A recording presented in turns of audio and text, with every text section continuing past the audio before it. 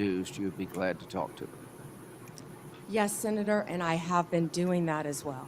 There have been Democratic members who called you, They have spoken to my office, yes, Senator. and you've tried to respond. On either side of the aisle, of course, if it has anything to do with law So- enforcement or victims, And that includes Senator Durbin. If he's got a problem, you can call you and you'll try to respond. absolutely. Thank you. How many illegal immigrants are in Chicago?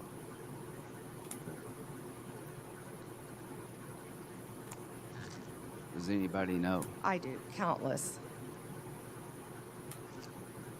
Countless. What we have seen Where's the since number? January 20th, Senator Graham, is a 1,000% increase in violent attacks against our ICE officers. Right. But I just want to know, is there like 10 or 100,000? Does anybody know? There have been multiple, and we have made multiple arrests, of course, involving violent gangs Yeah. in Chicago, Right. throughout Illinois. Right. So the only reason I ask that is Chicago is sanctuary city. Do they help ICE deal with illegal immigration, or they're sanctuary city? Do you know?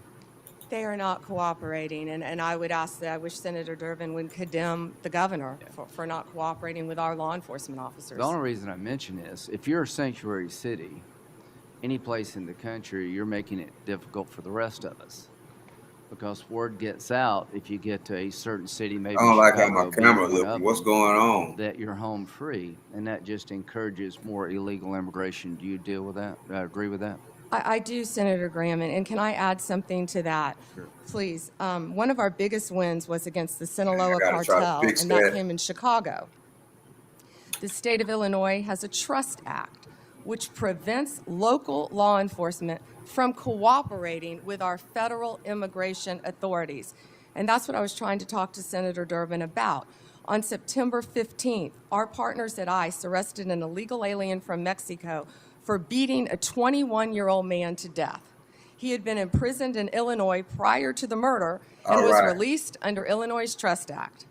We filed That multiple was a quick lawsuits in fix. Illinois for sanctuary policies, specifically in-state tuition for illegal aliens and obstructing employers from verifying citizenship. You can't make this up. On September 5th, a federal grand on it. jury Oh. in Chicago indicted a major Sinaloa cartel boss, narco-terrorism, guns, and drug charges. On July 11th, we announced a guilty plea for Ovidio Guzman Lopez. You may know him as the son of El Chapo, one of the worst narco-terrorists in the world. In the world, In Senators. Chicago. In Chicago. In Chicago. He entered a guilty plea to drug conspiracy and 2 counts of knowingly engaging in a continuing criminal Hold on, enterprise chat. in the state of Illinois. I could continue with fentanyl. I could continue with child predators in Illinois. Well, thank you. I think I've seen numbers over 100,000. So Chicago and other sanctuary cities, you're making it harder for us to deal with illegal immigration by doing what you're doing. And I am glad President Trump is trying to change those policies. And if you need the National Guard to bring order out of chaos, so be it from my point of view. Now, let's get back to the topic sort of at hand here about how the law is being used politically. In September 2022, Attorney General James from New York basically said in a campaign that she would go after Trump, his business transactions, and his family with full force. November the 15th, 2022, Trump announces his candidacy for president. November 2022, 3 days after Trump announced his re-election campaign, Jack Smith was appointed by Garland to be special counsel to look at classified information, document mishandling, and trying to undermine the 2020 election. In March, President Trump was indicted in Manhattan of 2023, just after announcing 34 felony counts. And what they did is they took misdemeanors and turned them into felonies by using a legal theory that no one in the history of Manhattan had ever been charged with. June 2023, a federal grand jury in the district court for the Southern District of Florida indicted President Trump on 37 charges regarding classified information. Now, hey, what's up, Napoleon? all I How you can doing, say bro? is that taking a hammer to a hard drive and bleach bit apparently doesn't make the cut. Having documents in the garage of President Biden doesn't make the cut. In August of 2023, he was indicted yet again regarding the 2020 election. So all I can say is that in September 27th, Jack Smith's team asked for my phone records and 7 other senators. Now that's just the 2024 election. Comey, are you aware of the fact that in August, Comey, then director FBI, August of 2016, was in a meeting at the White House where it was discussed that by Brennan, then CIA director, that there was intelligence that maybe the Clinton campaign was trying to cook up a narrative that Trump was a Russian asset? Senator, I believe Poke that has myself been in the eye, reported Chad. publicly, but I cannot Well, comment on that. okay, well, I'm just telling you. Now, this is a campaign for president in 2016. Give me a second, Chad. I poked myself in the In eye. July, they open up Crossfire Hurricane. In August, they have a discussion in front of President Biden that there's intel that maybe this is generated by his political opponent. Nothing happened. In September, are you aware of the fact that the intelligence community sent a memo to the FBI director detailing intelligence that suggests it's Clinton's campaign is behind the idea that Trump is colluding or cooperating with the Russians? Senator, I believe that has been reported. And that was addressed to the FBI director and Mr. Strzok, this memo. Are you aware that he told this committee, I don't recall that, the FBI director? Senator, I can't discuss anything. Well, I can tell you this. What the hell would you recall?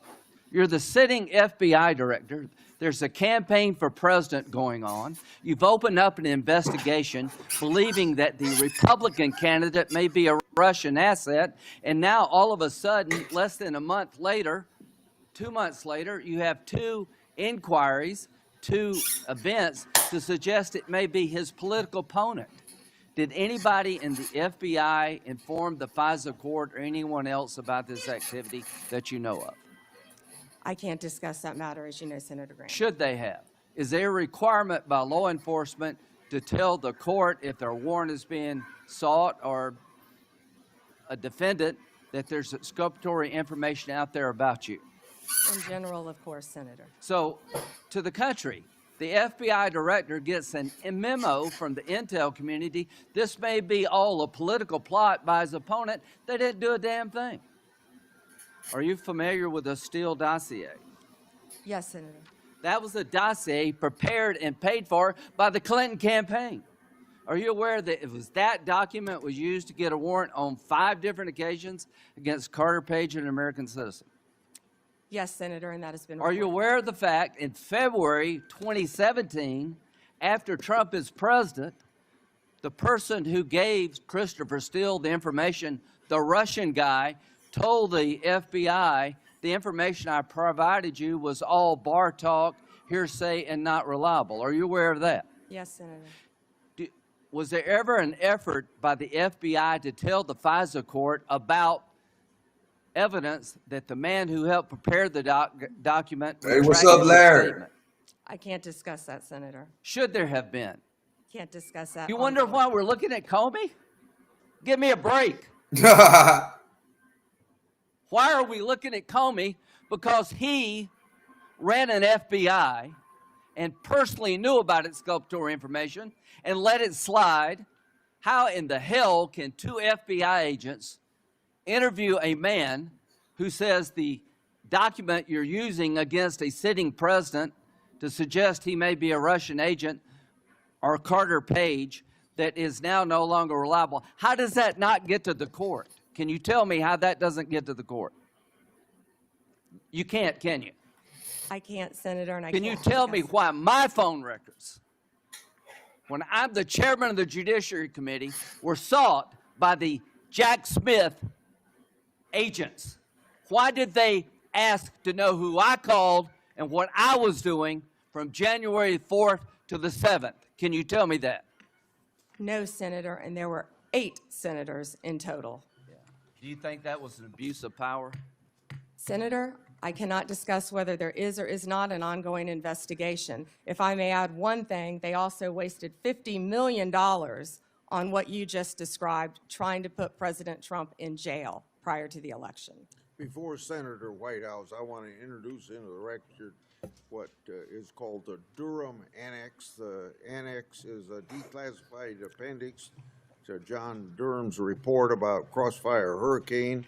The Durham Annex contains information exposing a reported Clinton campaign plan to falsify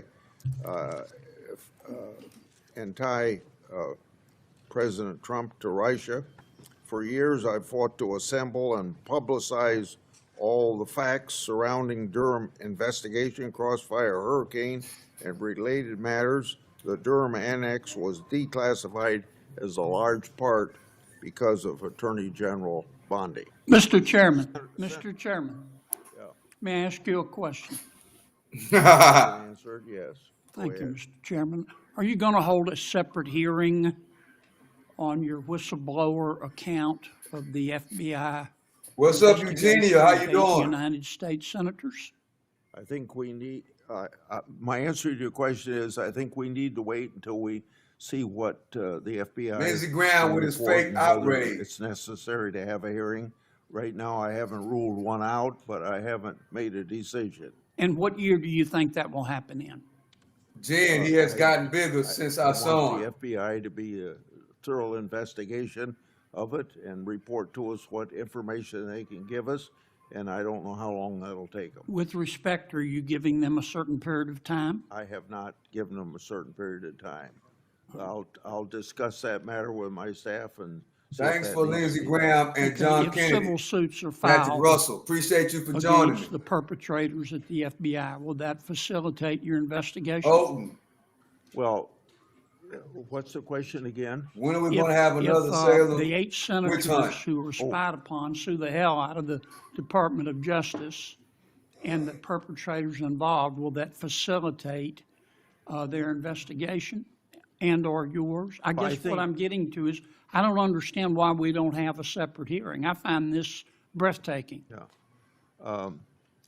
It's just been 24 hours since the FBI investigated on it. Please give me an opportunity to sort through all this. Fair enough. I just don't want to wait 24 years to get an answer. Yeah. We do have an active investigation going on through my staff. I want to make that very clear. Mr. Whitehouse, or Senator Whitehouse. Thank you, Chairman. Ms. Bondi, good morning. Good morning. What became of the $50,000 in cash that the FBI paid to Mr. Homan in a paper bag, evidently?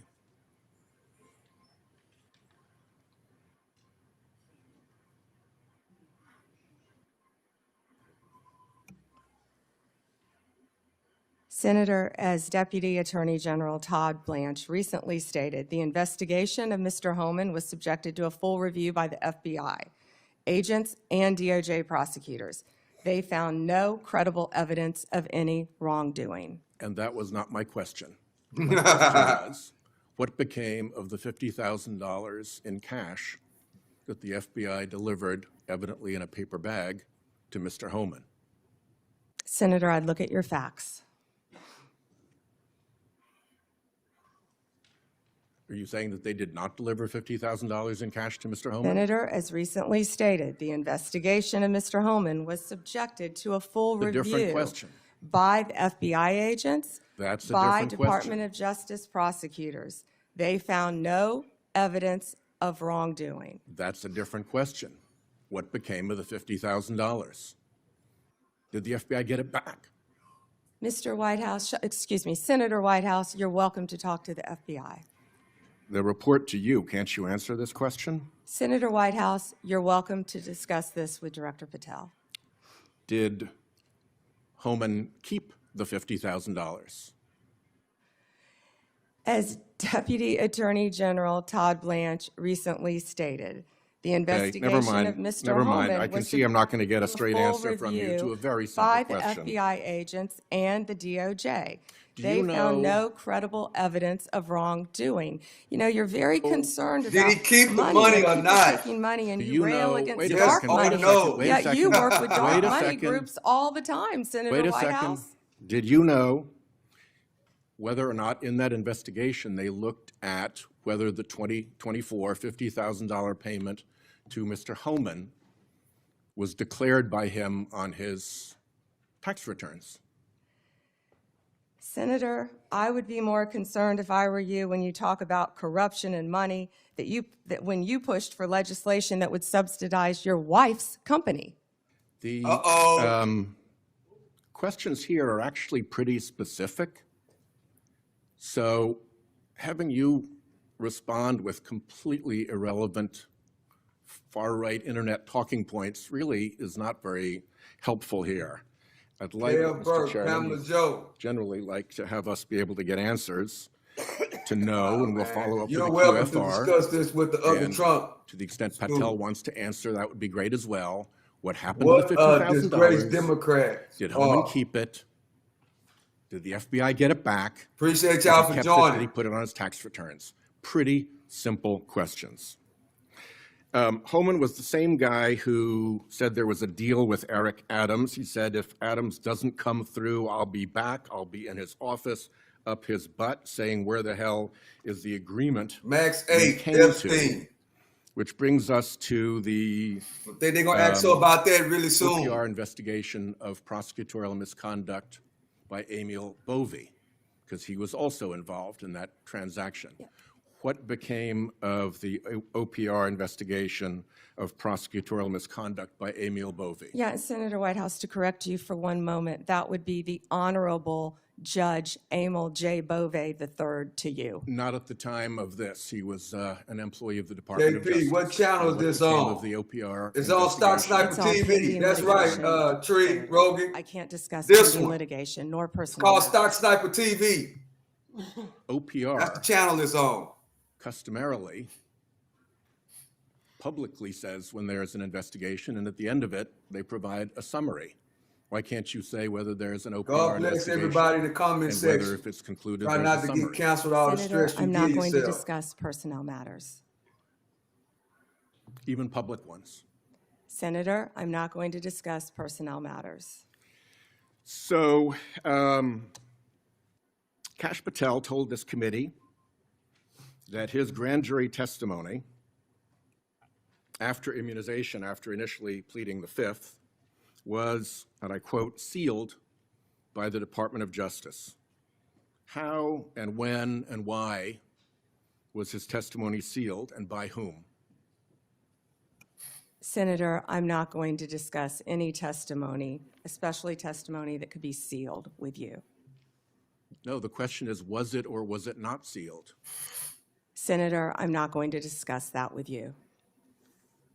Well, he also said that he worked with the Department of Justice to have his transcript released publicly. How and when was his transcript released? Presumably, if he released it publicly, that's something you can discuss because it's public. Well, Senator, I believe you discussed that with Director Patel. And I'm asking you because he said the Department of Justice made this decision and you run the Department of Justice. I would refer that to Director Patel. Even though you run the Department of Justice and he testified that the Department of Justice released his transcript publicly. If it is released publicly, we will get you a copy, Senator, gladly. If, being a rather important word there, when your FBI director testified that that was a fact.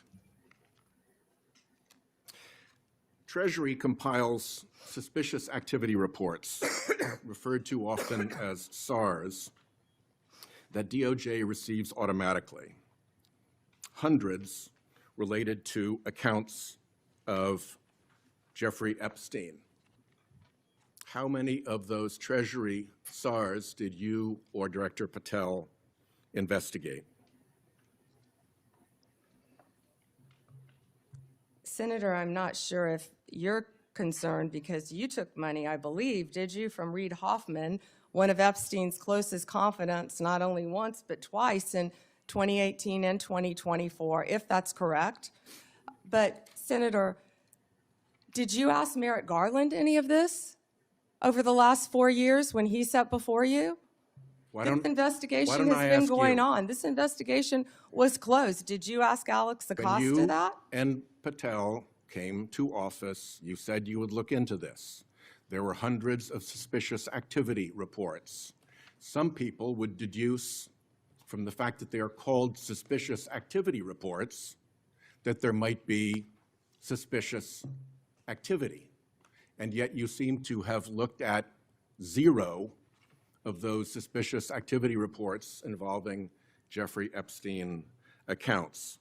Let me ask you something else. There's been public reporting that Jeffrey Epstein showed people photos of President Trump with half-naked young women. Do you know if the FBI found those photographs in their search of Jeffrey Epstein's safe or premises or otherwise? Have you seen any such thing? You know, Senator Whitehouse, you sit here and make salacious remarks, once again trying to slander President Trump left and right, when you're the one who was taking money from one of Epstein's closest confidants, I believe, I could be wrong, correct me, Reid Hoffman, who was with Jeffrey Epstein on multiple occasions. And the senator sitting right next to you tried to block the flight logs from being released. Yet you're grilling me on President Trump and some photograph with Epstein? Come on. The question is, did the FBI find those photographs that have been discussed publicly by a witness who claimed Jeffrey Epstein showed them to him? You don't know anything about that? Okay. Here's what well, no, we cut to something else. The Marshal Service is supposed to protect our federal judges. I have asked repeatedly for the Marshal Service to let me know if they are investigating or being inhibited from investigating whether or not there is orchestration of threats against federal judges, whether under either conspiracy laws or racketeering enterprise laws or aiding and abetting laws, whatever. But as you know, there's the person who says the threat, and then there may very well be somebody orchestrating the threat behind them. Is the Marshal Service allowed to investigate orchestration of threats? And do you know if they've taken one step Hey, what's up, to do so? Speaking Rose? May I How you answer the doing? question, Chairman Grassley, the time has expired. I think it's the convention of the committee that if I've started my question in my time, you may answer the I question. was asking the chairman. Okay, before I go to Cornyn. What's up, RJ? Oh, please go ahead. I thought you said you didn't want to answer it. I'm Yes, sir. sorry. Thank you. Senator Whitehouse, I would be happy to sit down with you regarding any threat to any federal judge in this country. We take threats very seriously. I will set a meeting with you, with Director Serralta of the U.S. Marshals, and I will be there. And we will talk about any threats on federal judges, Including who orchestration. threatened them or who orchestrated them. Bingo, thank you. Okay, before Cornyn speaks, I get kind of amused about my Democratic colleagues bringing up Treasury suspicious activity reports regarding Epstein. When Senator Johnson and I issued our Biden family reports in 2020, we used information from these very same type of documents. And you know what? We were criticized by our Democratic colleagues for doing so, and for years they ignored the evidence of the Biden family criminality. I don't think my colleagues can have it both ways. Senator Cornyn. General Bondi, 6 out of 10 Americans say they live from paycheck to paycheck. And I'm sure that includes a lot of federal employees, Border Patrol, FBI agents, people who support them, frontline prosecutors. Do you find it somewhat inconsistent that our Democratic colleagues claim to support law enforcement and the rule of law, but yet they vote to deny those same individuals the pay which they've earned? Yes, Senators, our law enforcement agencies, DEA, ATF, FBI, U.S. Marshals, and all the other federal agencies, Homeland Security, Treasury, all the agencies, all of my federal prosecutors, all of our employees are working tirelessly, national security, around the clock to keep this country safe and to keep this world safe. Yet, the Democrats voted to shut the government down, and they are out there working without a paycheck, with families at home, risking their lives every single day. Thank you for pointing that out, and thank you for caring, Senator Cornyn. So let's get back to some basics. The Constitution of the United States is the supreme law of the land, is it not? Yes, sir. Applies to all Americans, the entire country. Federal law, likewise, applies to the entire nation, does it not? Yes, Senator.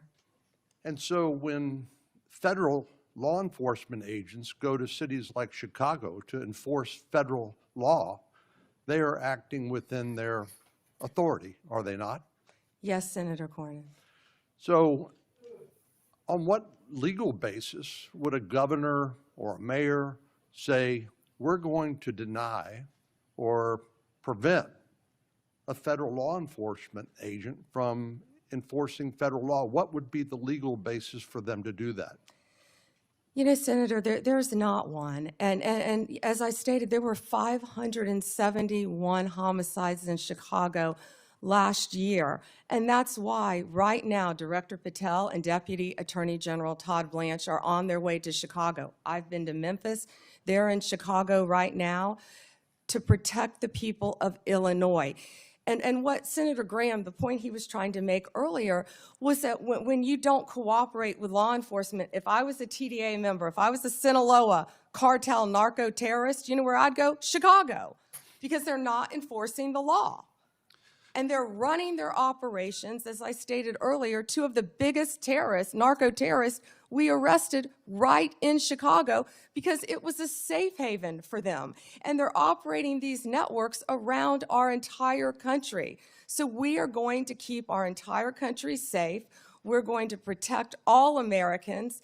If these senators aren't going to vote to open our government, to let these people, our people, work with paychecks, they're going to do it anyway, whether or not the locals are cooperating with them. We're going to be there protecting all Americans in this country, Senator Cornyn.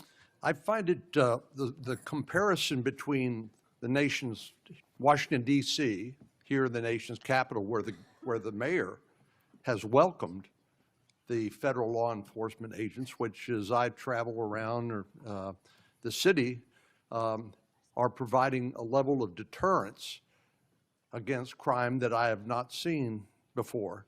And Washington, D.C. happens to be one of the most dangerous metropolitan areas in the country. So seeing what the response has been by local officials here in Washington, D.C., seeing how the public here who visits here as tourists from Texas and elsewhere, how they're welcoming this federal law enforcement presence, it strikes me as a stark contrast between what we've seen in places like Chicago. And I just don't understand how elected officials who are sworn to uphold the law and the Constitution of the United States could take the position that, no, we don't want a safer community in our major cities that have a high level of crime like Chicago. Doesn't it strike you as bizarre? Senator Cornyn, I don't understand it either, because we've been working hand in hand right here in D.C. with Mayor Bowser. She has been an incredible partner at making D.C. safe again. We've been working with her, we've been working with the police chief, we've been working with their staff, and the numbers speak for themselves. 3,156 arrests, 294 illegal guns seized. I think the number's probably higher today. Carjackings down 87%, violent crime down 45%. Right here in the nation's capital. I have been out there countless times before they go out on the streets, and I'm watching the DC Metro Police. I'm watching them with the Transit Authority Police, who of course keep our metros safe. I'm watching them with our DEA, FBI, ATF, U.S. Marshals, Treasury agents, and HHS has even provided doctors out there to help the team. And what they are, they're a team, and they are working hand in hand. If you couldn't see their shirts on their insignia, you wouldn't know what agency they were with. I've truly never seen a partnership like that in my career, and it's working together, and that's what Illinois is refusing to do. And I wish these senators, I wish Senator Durbin would condemn the governor of Illinois and have him work with us like we're doing now in Memphis. We have the governor of Memphis. We have our two great U.S. senators in Memphis. We have the mayor of Memphis, the same, the chief, working hand in hand there. Last week, maybe the week before last, I lose track of the days, we had the head of the Metropolitan Police Union for the District of Columbia here, and I asked him about violent crime in our communities. And I asked him whether there was a straight line from the open border policies of the Biden administration, which helped facilitate the cartels from exporting their poison to the United States, only to then find it distributed by criminal gangs who then engage in violence in our communities like Chicago to protect their territory and the profits that go along with that illegal drug trafficking. But I want to ask you about another aspect of the open border policies, and that has to do with one of the least reported tragedies and scandals associated with the Biden open border policies, and that has to do with the 500,000 children, sometimes called unaccompanied children, UACs, 500,000 children that the Biden administration allowed to be placed with sponsors in this country that were largely unvetted and subjecting them to who knows what, and then abandoning them by taking the position that it's not the federal government's responsibility, it's local child protective agencies that have to follow up on these kids. So they couldn't tell you whether they were being trafficked, recruited into gangs, whether they were going to school, whether they were getting the health care that they need. They couldn't tell you because they didn't care. So I know that President Trump's administration, the Department of Justice in particular, has located 22,000 of these 500,000 children. Could you talk to us a little bit about your efforts to rescue these children that have been abandoned by the Biden administration?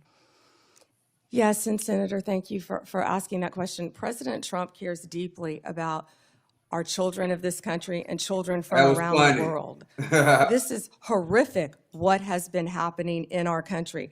Law enforcement has arrested approximately 458 sponsors. Now, what these sponsors are— That was funny, Philip. lie to ORR, many of them, to have an unaccompanied alien child. Some of them later exploit and abuse these children. They're not parents, they're not guardians. They're coming into this country, they were coming into this country without any ramification across the Mexican border until Donald Trump became president again, and that's when it stopped.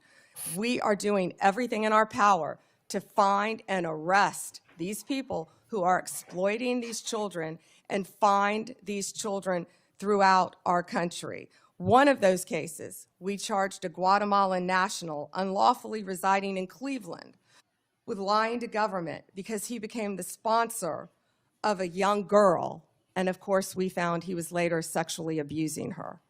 That's one of many cases, Senator Cornyn, that I can talk about. And Donald Trump will not rest until all of these sponsors are found and these children are found and protected. Thank you. Senator Klobuchar, you're recognized. Thank you. Attorney General Bondi, good morning. All right, I like her. I'm going to start on We different might subject get a little on behalf of feisty on this one, families guys. in my state. And I wanted to thank the FBI and the local justice officials in Minnesota, the U.S. Attorney's Office, for the work that they did catching the murder, in the horrific murder of my friend, Speaker Melissa Hortman, and her husband, and the shooting of Senator John Hoffman. Just last month, my state was again shaken to its core when a mass shooter attacked Annunciation Catholic Church in Minnesota, shooting through the stained glass windows, injuring 21 people, including 18 kids, killing little Fletcher, little Harper, an 8, and a 10-year-old, murdering them when they're in mass praying, 12-year-olds protecting 8-year-olds. I know we've spoken about these tragedies, and we both agree that this kind of violence, whether in Minnesota or at a Mormon church in Michigan or the assassination of Charlie Kirk, has no place in our politics or in our democracy. In 2018, after the Parkland shooting, you were Attorney General, and there was a bill called the Marjorie Stoneman Douglas High School Public Safety Act. And the bill banned bump stocks, enacted red flag laws, and raised the minimum age to purchase a firearm in Florida from 18 to 21. And you actually defended the law in court from a challenge from the NRA. And we know that I'm in favor of an assault weapon ban, period. I look at these bills and I think, does this hurt my Uncle Dick in the deer stand? We have a proud tradition of hunting in Minnesota. I don't think they do.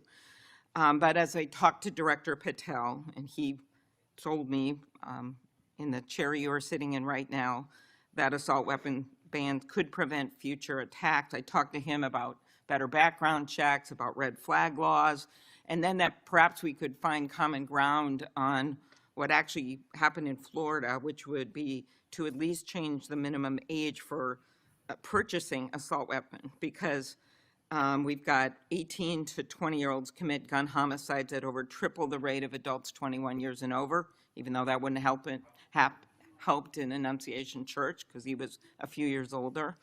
She was a few years older. But as you know, the shooter at Parkland was 19 years old, and the shooters in Buffalo and Uvalde were both 18 years old.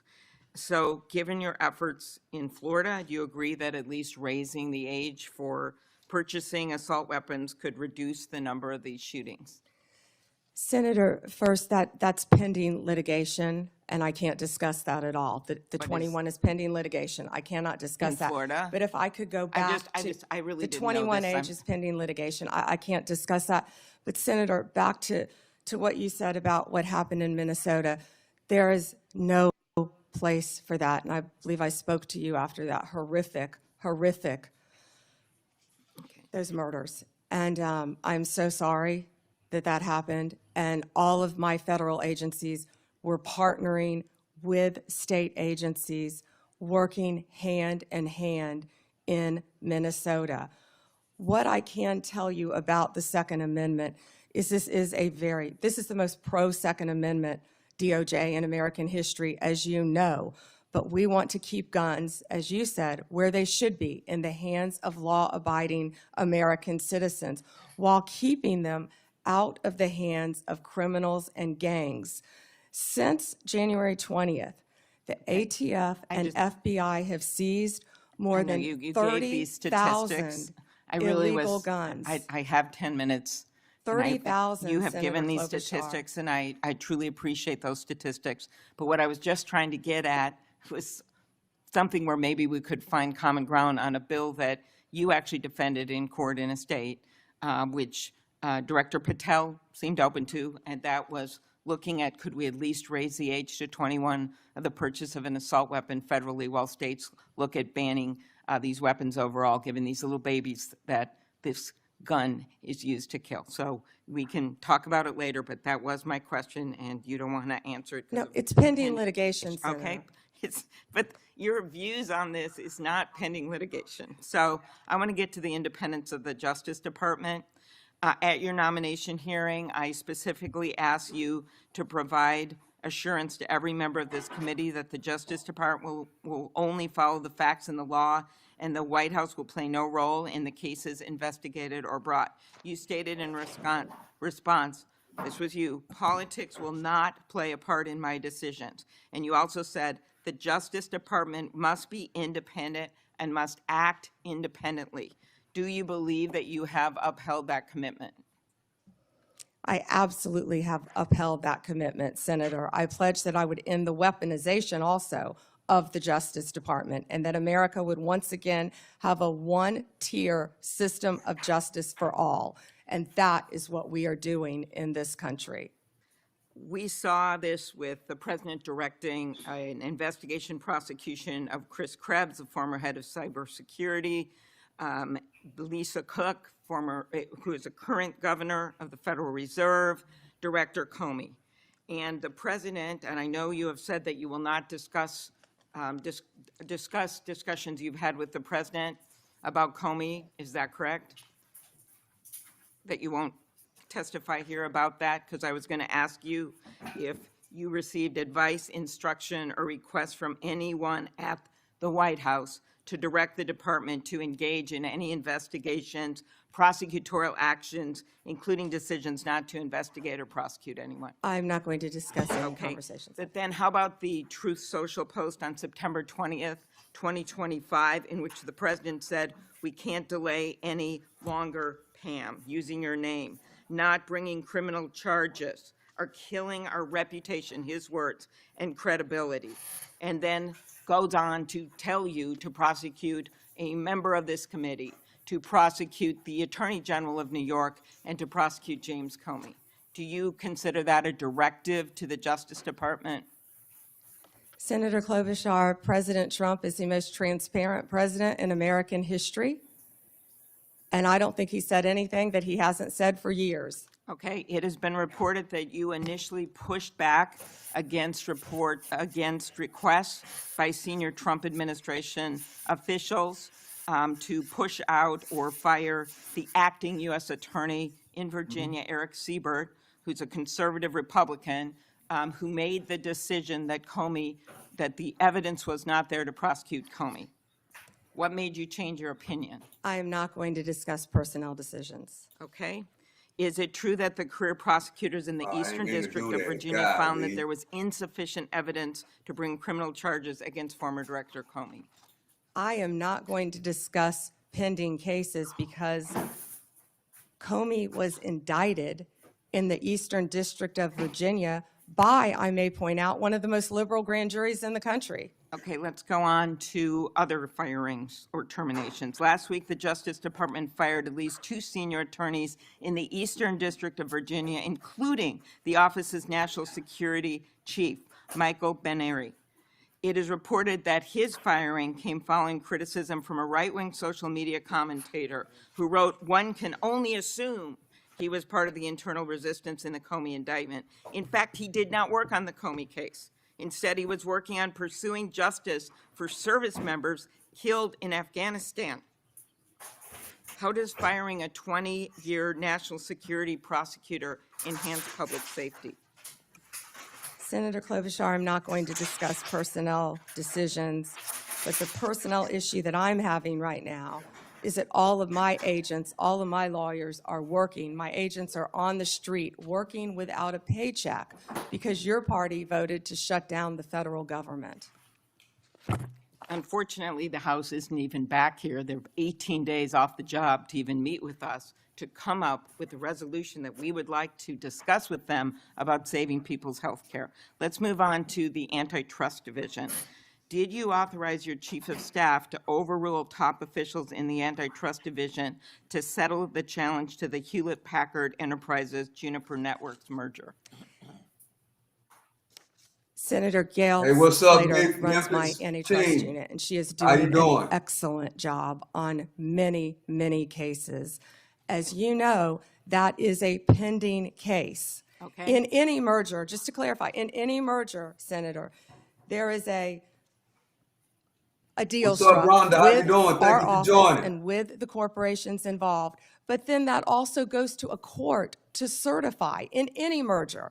In any merger, it's a multi-step process. Okay, I and will that ask some process further is still pending, questions Senator about Klobuchar. antitrust. I just had one other thing. DOJ can now take the extraordinary step of Time's subpoenaing expired. journalists. Has the Justice Department issued any subpoenas to journalists under the updated guidance? Time is expired. Okay, I'll ask those on the record. You may respond, Ms. Bondi. You can respond, she said.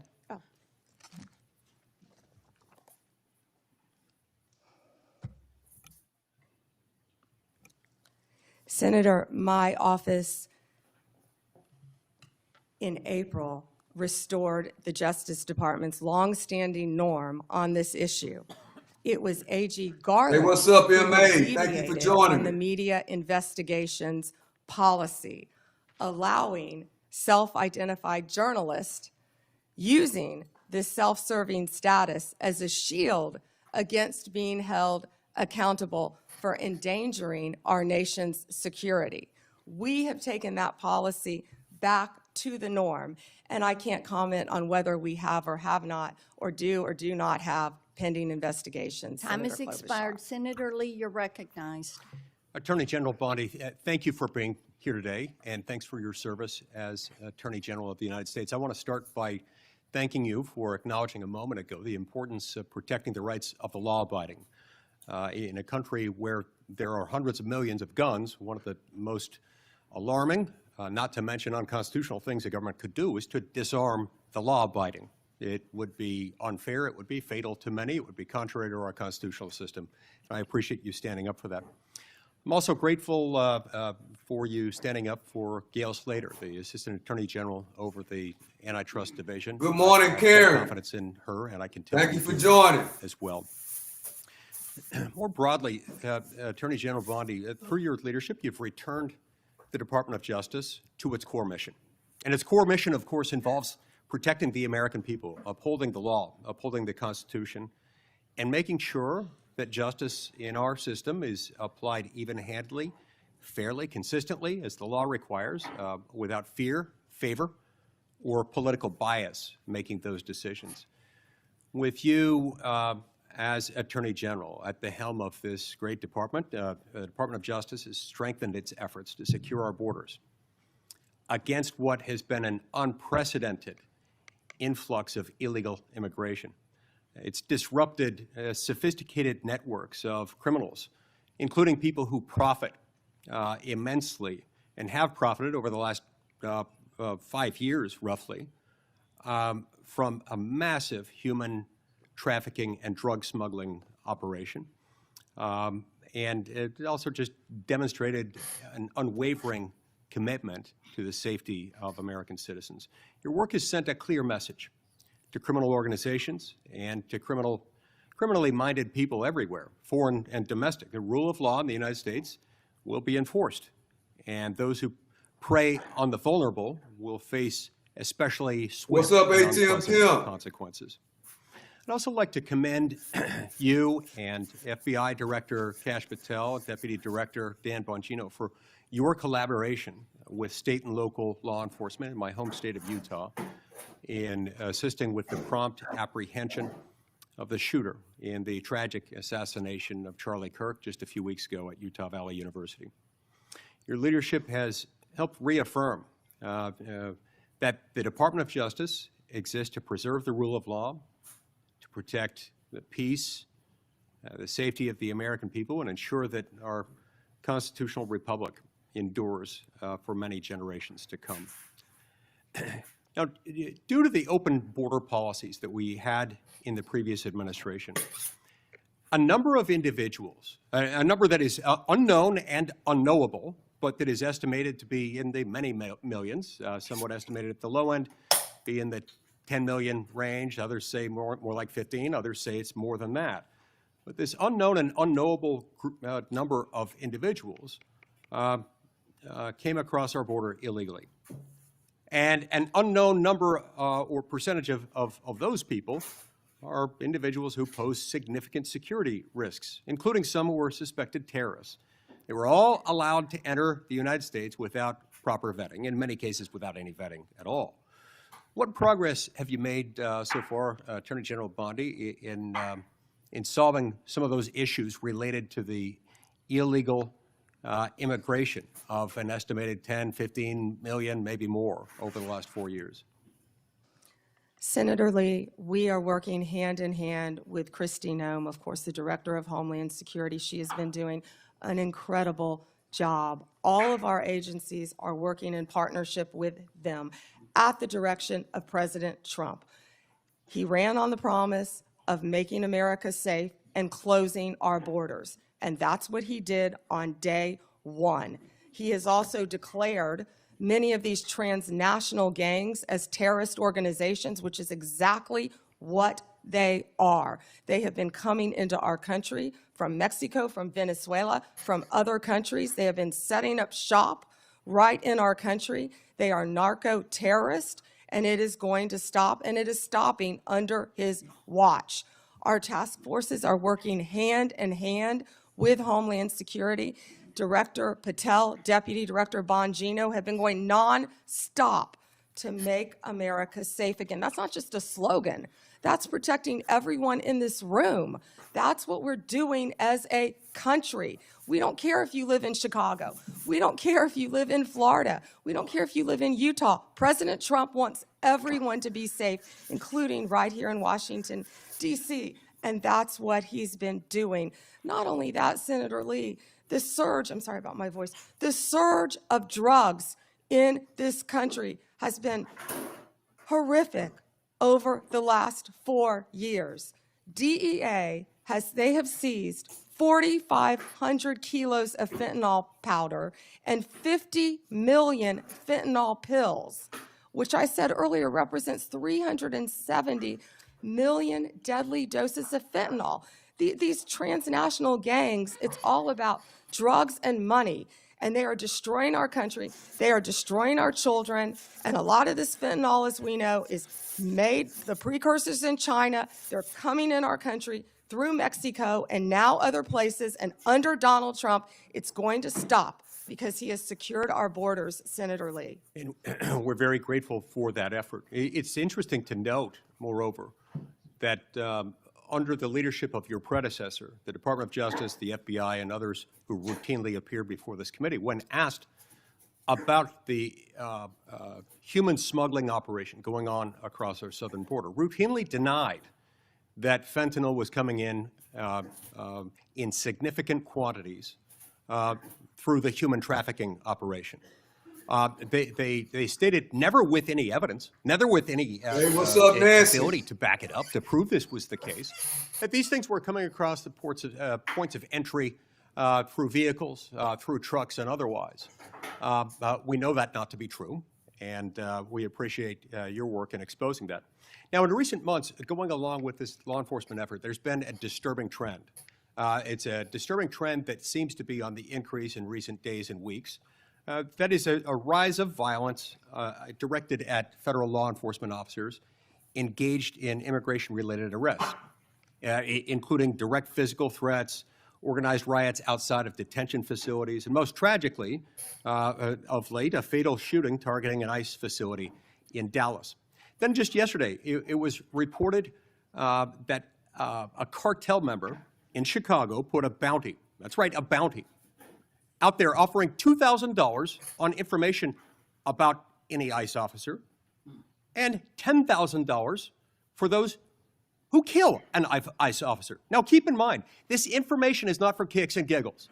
It is not for a game of Trivial Pursuit. That information, for which the cartel member would pay $2,000, is there so that others can kill an ICE officer and get $10,000. That's what that is.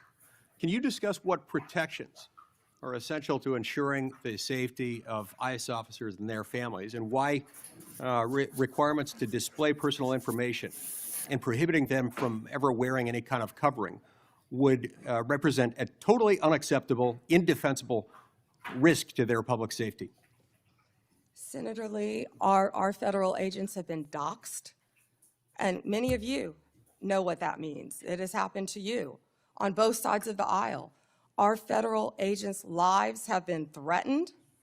We spoke with Apple and Google to get the ICE Block app taken down. That was reckless and criminal in that people were posting where ICE officers lived. We worked with both Apple and Google to take that down. It's stunning, I would add here, that it took as much work as it did by you Hey, what's to get up, them to take that Karen? down. Remember, in the days following January 6th, they took down all kinds of things, including a social media app called Hello, Karen. Parler, based on very thin evidence that was later largely rebutted, suggesting that people had been manipulating Parler in order to plan the January 6th attack. That wasn't true, and they took it down. I'm glad they have taken this Block ICE app down, but it's a shame that it took us. Check or six. You come over here all the time, bro. Please stop spamming the chat. You come over here all the time, check or six. We don't need you spamming the chat. Come on, man. You come over here all the time. As long as it did, and as much work on your part to get them to take it down. I will tell you they were cooperative, and to correct myself, it was where they were going, the jobs they were doing. And that's what's been happening, because hundreds of organized rioters, Senator Lee, are showing up where our ICE officers are. And as you know, they have fireworks, they have gas masks. You know, they don't want our officers to be protected with their identity, yet they're wearing gas masks, they're wearing goggles. And they're So it's okay ramming for them to cars. be safe. It's okay for Antifa to be safe. It's okay for those doing the bidding of international violent drug cartels to be safe. But heaven forbid, our ICE officers should be safe. Thank you, Senator Lee. Time has expired. Senator Coons, you're recognized. Thank you, Senator Blackburn, and thank you to the committee for holding this oversight hearing. And Attorney General Bondi, thank you for your service and for being with us. I want to start with an area where I think we have a lot to agree on. In May, your Bureau of Prisons issued a directive to expand the availability of home confinement.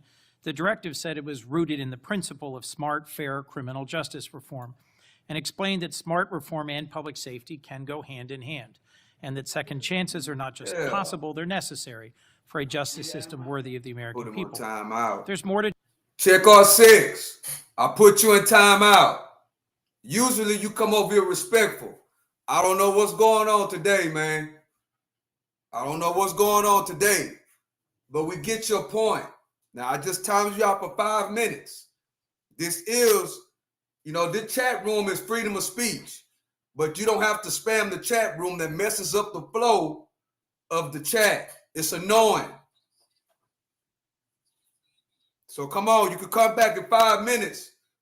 Please chill, man. Please chill. do to implement this directive, but I appreciated the BOP's recognition of these principles. Could you briefly speak further about the work BOP Director Marshall and Deputy Director Smith, himself a former inmate, are doing with regard to reform, and what opportunities you see for us to do more?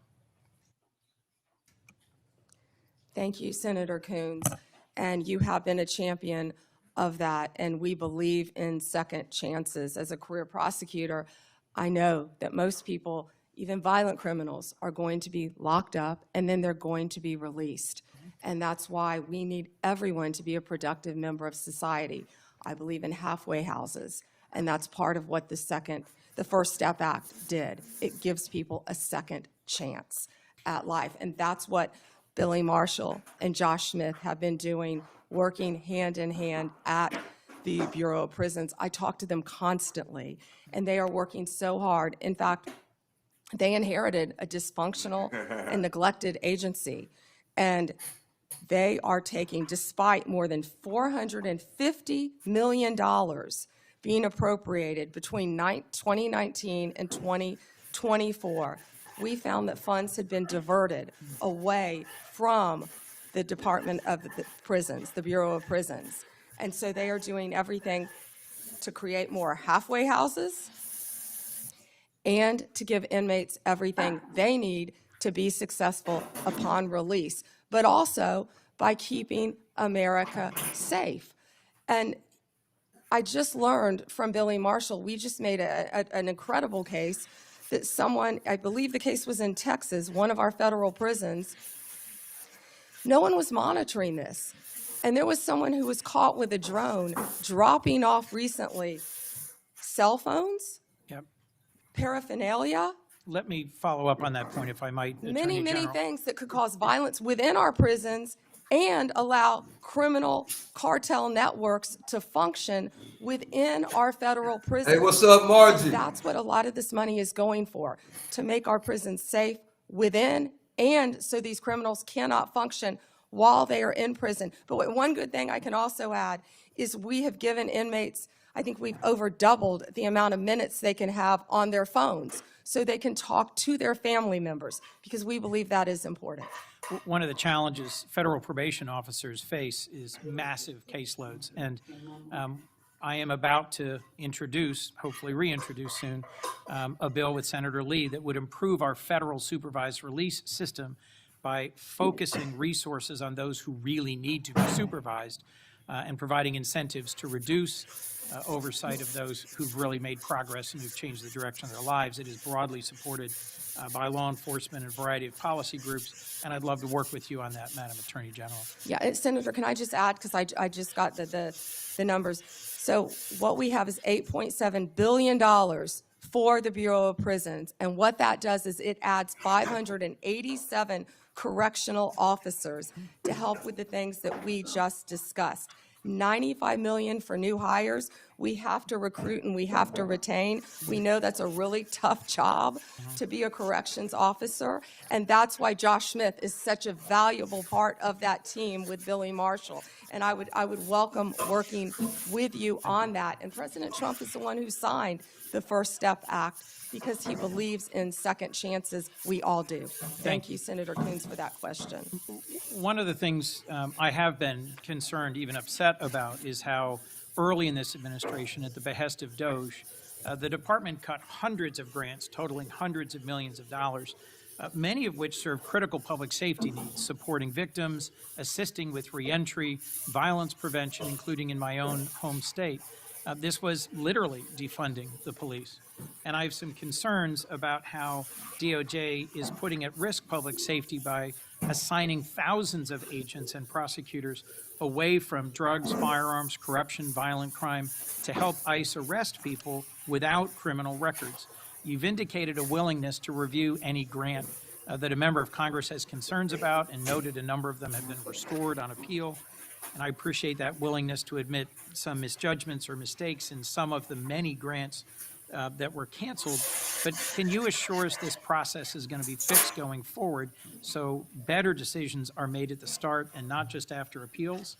And can you assure us that we are not leaving doors wide open for crime and criminality in our communities and over-focusing on arrest and deportation of those without criminal records?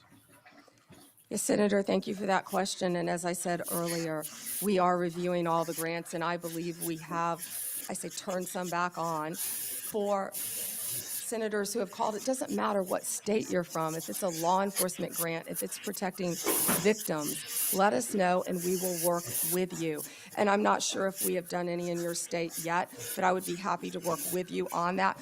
What I can tell you is there have been, out of the 5,800 discretionary grants that were reviewed, only 376 around the country, 7% were terminated. 225 of the grant recipients have appealed that termination. And so far, we've turned back on 18 of those. 17 appeals have been denied, and the rest are being actively reviewed. If any of you know of any of those that you believe should call me, should be turned back on, call me. What's We up, will Chrome not 73? jeopardize I will be anything How you doing? Please do. And Senator, to go to what you said about the FBI and my federal agencies and being pulled to work on immigration cases, they're working hand in hand because we believe that, you know, we have ICE officers out there, as we just discussed, I don't want to repeat that, who are being harmed. We're going to work with them, and I've directed all of my law enforcement agencies to work with ICE to make sure they're safe in Chicago, to make sure they're safe in Memphis, to make sure they're safe right here in Washington, D.C., but also at President Trump's direction. We are not stopping the core function of what we're doing, and that is fighting violent crime, and I think Director Patel made that very clear with all of the arrests that our FBI have been making on violent criminals. And, you know, there's so much that we can't talk about here, but if any of you are on the Intel Committee, you know we are fighting terrorists around this country every single day. Our lawyers are shut down right now. They're not getting paid, but crime is not stopping. They are working around the clock to not only keep our country safe, Senator, but to keep our world safe. And they Madam will Attorney continue General, to I do think, that. all of us hate that there's a shutdown and its impact on the federal workforce, and are working to find a way out of this shutdown, but one that will also restore cuts to health care.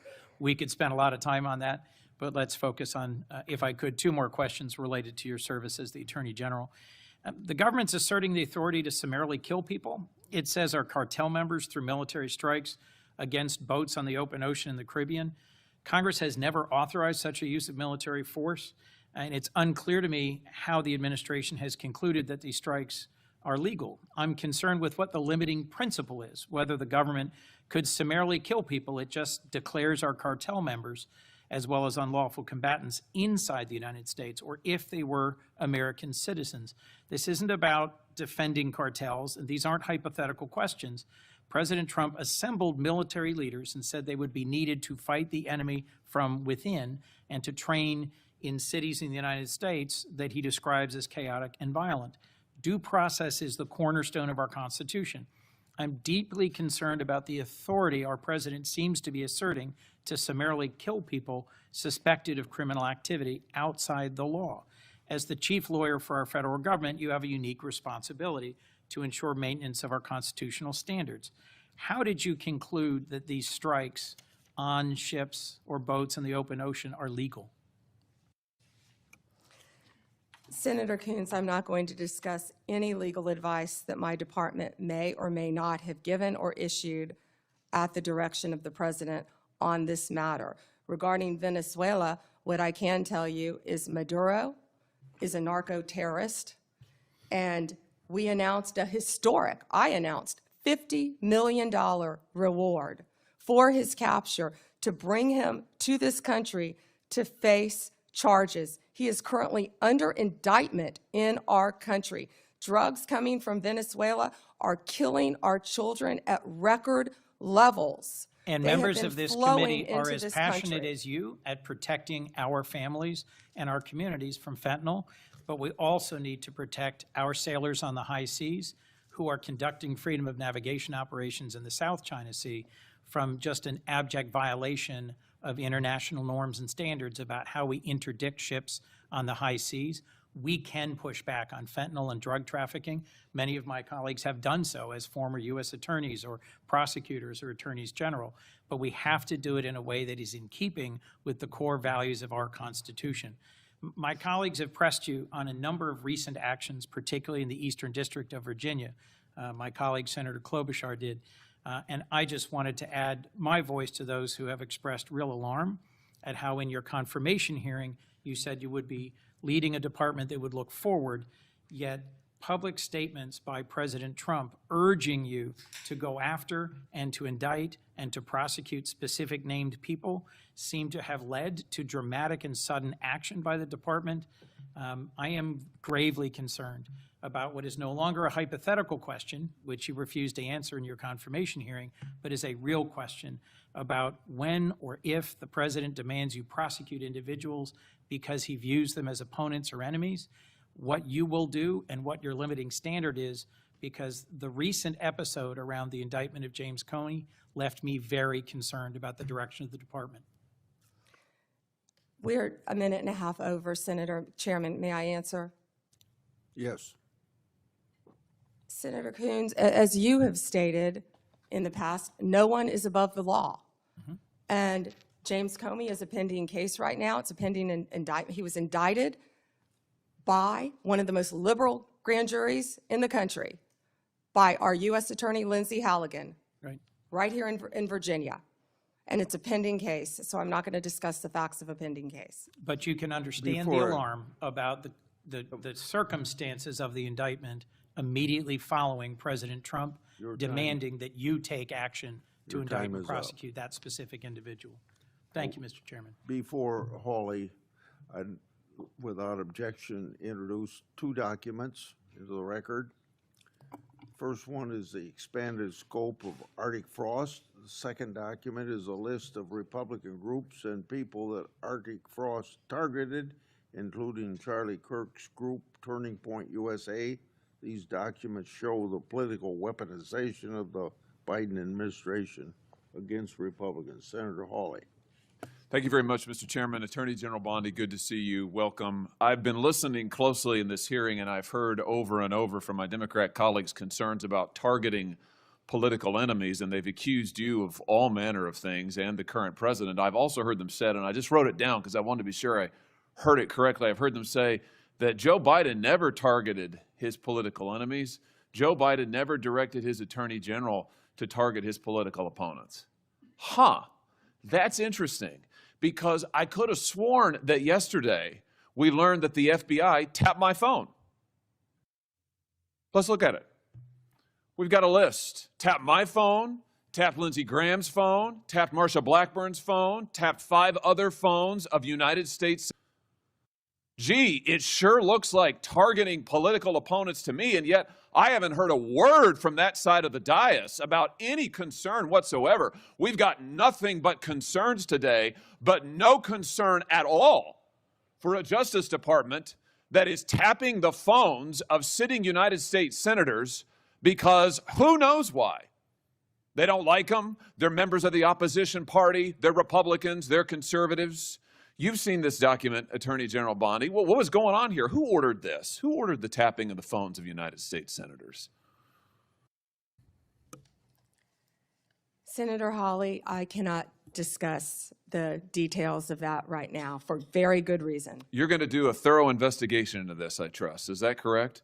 We will be looking at all aspects of this, and I have talked to Director Patel at length about this. And you're going to figure out who was involved in this, who signed off on it, who knew about it. You're going to get to the bottom of all of it. Is it correct? Yes, and I've spoken to Director Patel about it, and he is committed to doing this. Well, I can tell you, we already know many of the details. We already know that this was ordered by the Special Prosecutor Jack Smith, who reported directly to the Attorney General of the United States, Merrick Garland.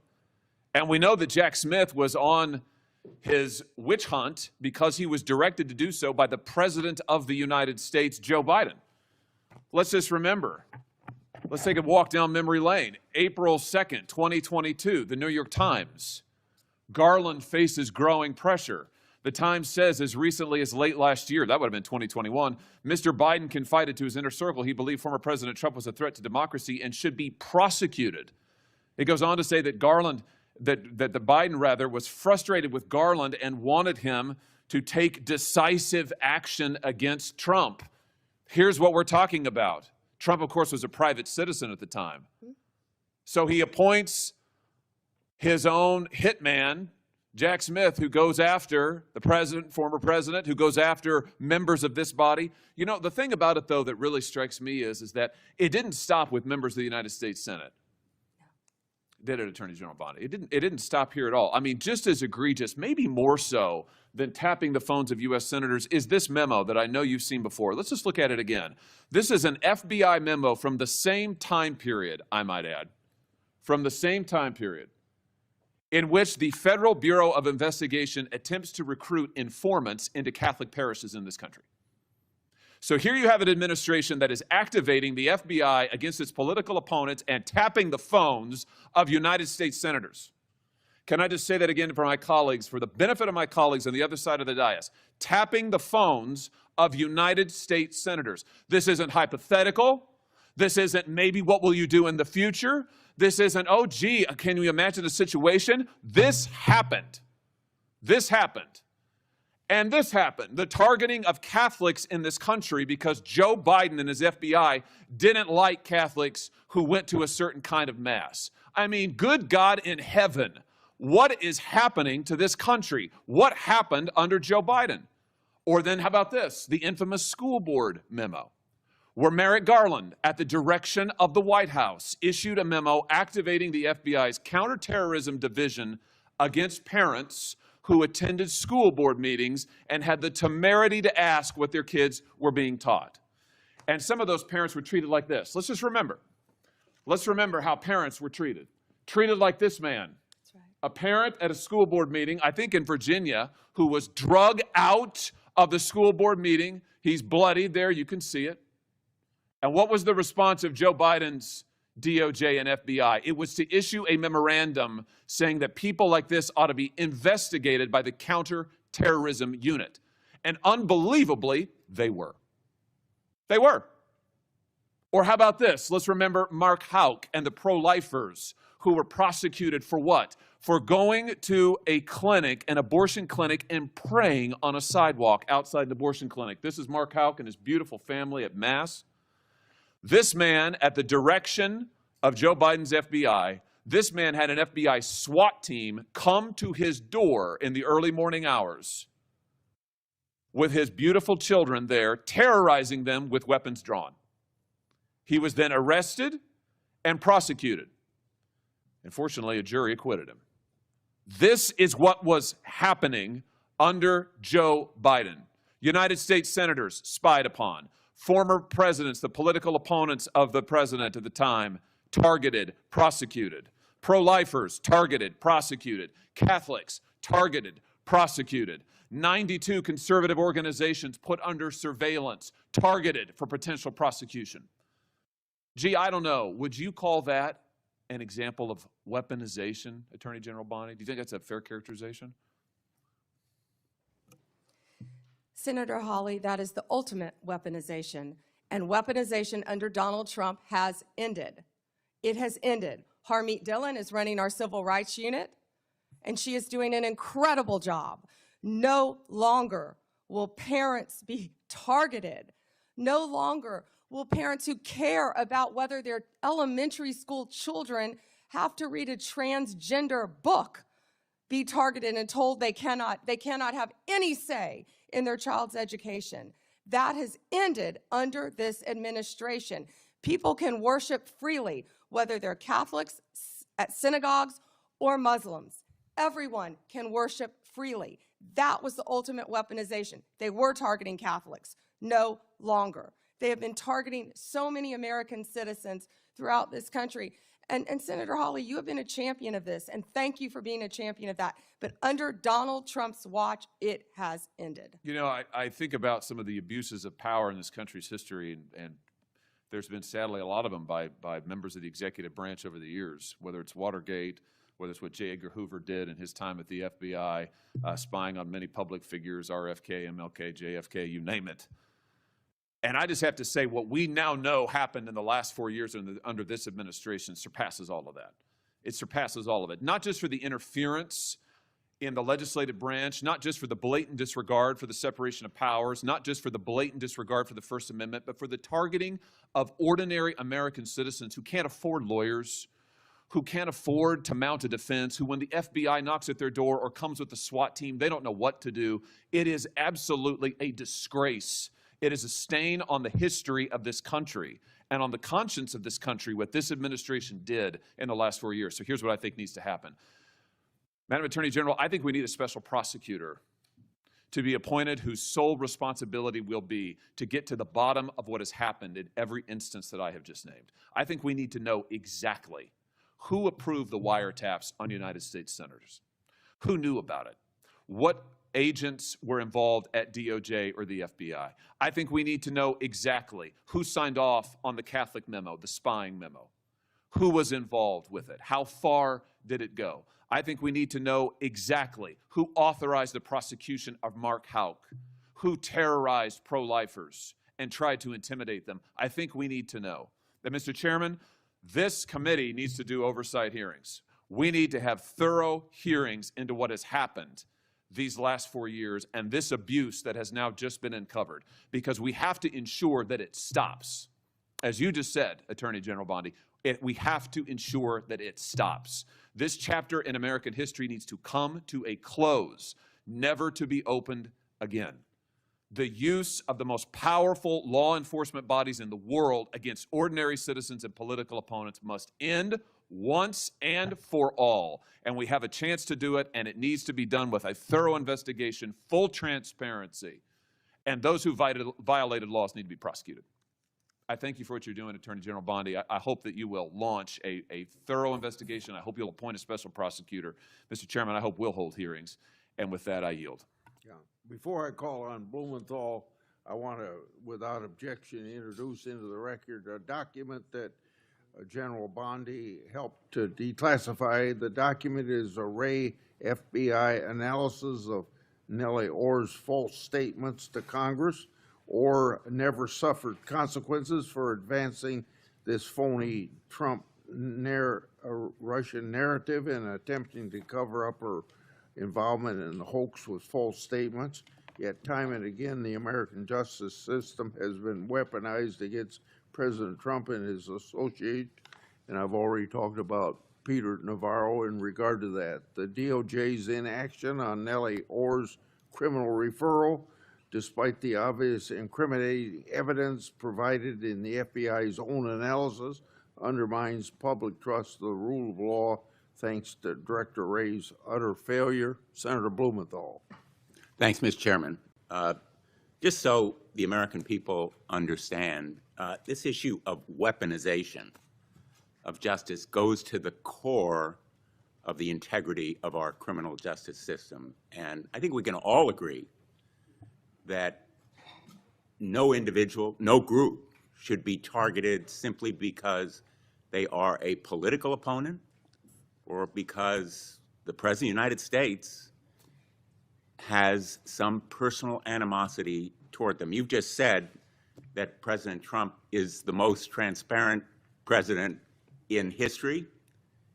Tragically and chillingly, you may be right when it comes to criminal justice, because far from ending weaponization of justice, I would submit, Madam Attorney General, that President Trump has embodied it. And we have a record. It is a public record of his express instructions that certain individuals be investigated. The Attorney General of New York, Tish James, my colleague Adam Schiff, the former CISA director, Chris Krebs, the DHS former Chief of Staff, Miles Taylor. There's a list. And he has been transparent. In fact, 5 days before the indictment of James Comey, he put this post up as instructions to you. He didn't mince words.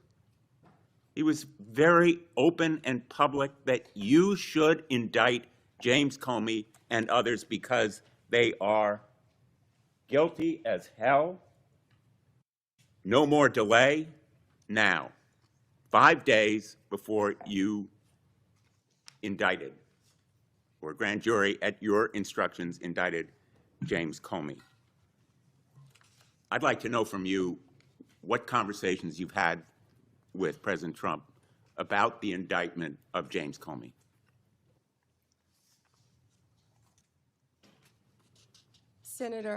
Senator, I am not going to discuss any conversations I have or have not had with the President of the United Did you States. see that You're post? an attorney, you have a law degree, and you know that I'm not going to do that. I also find it fascinating, because I'll keep fighting to ensure that law enforcement and the judicial process move forward without political interference. No one is above the law, not even the president. That's a quote from you, Senator Blumenthal, in 2017. Well, let me ask you then, when you saw that No post, one is above the law. That was your quote. When you saw that post, did you talk to anybody in the White House? I am not going to discuss any conversations I have, nor any investigations, So nor you were unwilling any to tell pending this committee cases. about conversations with the White House And if I regarding may James continue, Comey's indictment. and if I may Let me show continue, you a picture. James Comey was indicted by one of the most liberal grand juries in the United States.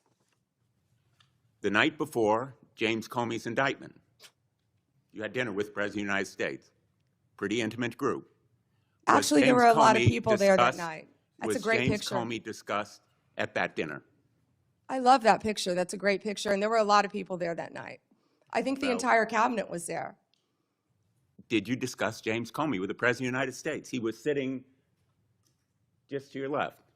Well, 2 seats down, yes, 2 seats down. And I am not going to discuss any I'm gonna take conversations that I've as a had or not yes, have with the because President the of the American United public States. is entitled to know, Madam Attorney General. The entire whether cabinet was you at that dinner, took too, instructions from President Trump after he told you very directly to indict James Comey, which is weaponization of the Department of Justice. Oh, You wait, know, wait, wait. I want to agree with my colleague, Senator Hawley, that weaponization of our justice system must end. That's the reason that I proposed legislation, and I challenge him and my colleagues on the other side of the aisle to join me in legislation that would create a statutory right of action for people who are selectively or maliciously prosecuted for political reasons. It would codify your manual, the Department of Justice manual, on political prohibitions against political considerations in charging decisions, and prohibit the White House from intervening, President Trump and any other president from intervening in charging decisions. It would make reforms to the grand jury process. You've just said this grand jury was liberal. We should reform the grand jury process to ensure that the government is not abusing its power and authority, and it will require transparency and accountability reforms at DOJ so that you will and other attorneys general be held accountable for these kinds of decisions. Will you join me in supporting that kind of reform? Senator Blumenthal, I find it so interesting that you didn't bring any of this up during President Biden's administration when he was doing everything to protect Hunter Biden, his son. And I think you just saw what Director Radcliffe just released. You know, this is an effort to be positive. If I can finish and answering the constructive, question, I'm not Madam going to Attorney yell General. over you. I'm not going to get in the gutter with you. But information that the Biden administration told them not to investigate Hunter Biden's involvement with Ukraine. I'm not going to be lectured to you about integrity another topic, by and I'm hoping that someone you will review who these lied about legislative being in the military just and to be support elected them. a senator. The merger between Hewlett-Packard Enterprises and Juniper Network was settled. You authorized the settlement. It was the subject of a lawsuit to block it. The settlement produced virtually no concessions from Hewlett-Packard. It was a settlement that prompted criticism from the Antitrust Division.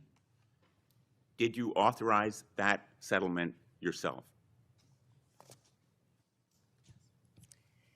As I stated earlier, Gail Slater is doing an incredible job running the antitrust unit.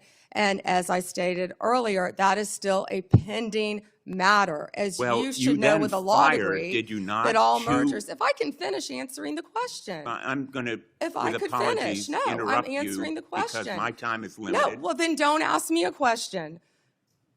Let So, me just ask you, as did you, I said, you have a law degree. You know that not only are mergers agreed upon, but they have to go to a court of law to be approved. It's a multi-step process. And as I said earlier, that is still pending. And I have full faith in Gail Slater. and Ms. Slater reportedly objected to the settlement. Reportedly, And moreover, moreover. 2 of her top officials were fired. Roger Alford and Bill Sinner, did you authorize and direct those firings after they objected to the settlement? I am not going to discuss personnel matters or pending litigation in my office. Let me ask you about another merger. The merger involving two home health care agencies on favorable terms, likely to drive up costs for millions of America. The Transportation Department's rule to provide compensation to travelers impacted by airline-caused flight delays, which was canceled. The merger of Skydance and Paramount, after Paramount's ownership took a number of steps favorable to the president. These kinds of mergers belie the claims that President Trump himself has made, that this administration will stop big corporate mergers that ultimately benefit the owners of those corporations rather than consumers or ordinary, everyday Americans. Senator, and let me ask you boy, about you just listed, you just gave a list of many mergers. I have a question Can you talk to me about the issue with these mergers? I do have a question. In the merger that took place, Which merger? You've listed many. Involving American Express GBT. I understand that Brian Ballard, longtime backer and head of the law firm where you worked, was instrumental in lobbying the Justice Department to drop that lawsuit. It was dismissed, so it's not subject to a court review. What conversation did you have with Mr. Ballard? Senator Blumenthal, I cannot believe that you would accuse me of impropriety when you lied about your military service. I am you not lied. asking You you. admitted you I am lied not to be accusing you elected of a U.S. senator. impropriety. You I'm asking lied. you How about dare you? I'm a conversations career prosecutor. with Don't Mr. you Ballard, ever challenge my integrity. had I have apparently- abided by every ethics standard. Do not question my ability to be fair and impartial as Attorney General, and anything with answer that my question to former another of my firm, colleagues. Ballard Partners. Thank you. Senator Lee has asked for the chair. Yeah, just wanted to note for the record, the Paramount merger that he referenced was not within the Department of Justice's ambit. That was at the FCC, not the Department of Justice. Attorney General Bondi would have had nothing to do with that. Thanks. And that was why I asked Senator Lee. He didn't know that. He was reading off a script. Before I call on Senator Kennedy, it's kind of laughable about my Democrats friends expressing fear and concern at the Justice Department's recent attempts at holding parties responsible for their actions. I can only ask, where have they been in the last few years? They had no problem watching the Biden administration and its White House use all of its might and power to attack Trump and associates. And now even Republican senators have been selected to have their telephone records made public, or not public, but well, I guess they're public now. But Biden weaponized our institutions and didn't hear a peep from the other side. Now every investigation and prosecution under this administration, people are going to be held accountable for their actions. Senator Kennedy, or I want extra time, Mr. Chairman. okay. I mean, this is, enough is Well, enough. Cruz was next, but he wasn't here. Senator Cruz was next. Okay, Senator Cruz, if you're ready, go ahead. Well, thank you, but I will welcome Senator Kennedy providing color commentary throughout my question. I will be happy to. If we ever finish this hearing this year. And I'll point out Senator Kennedy has a new book about testing negative for stupid, so I hope I test negative for stupid. I hope I meet the threshold of You of do book meet type. it, and I talk in the book about the tattoo of the Backstreet Boys on your back. Look, I can't help that you don't want to reach young people. I think young people are the future, damn it, and I'll do whatever steps are needed. Backstreet Boys? That would be on Vice President Vance's playlist, I heard, that got hacked.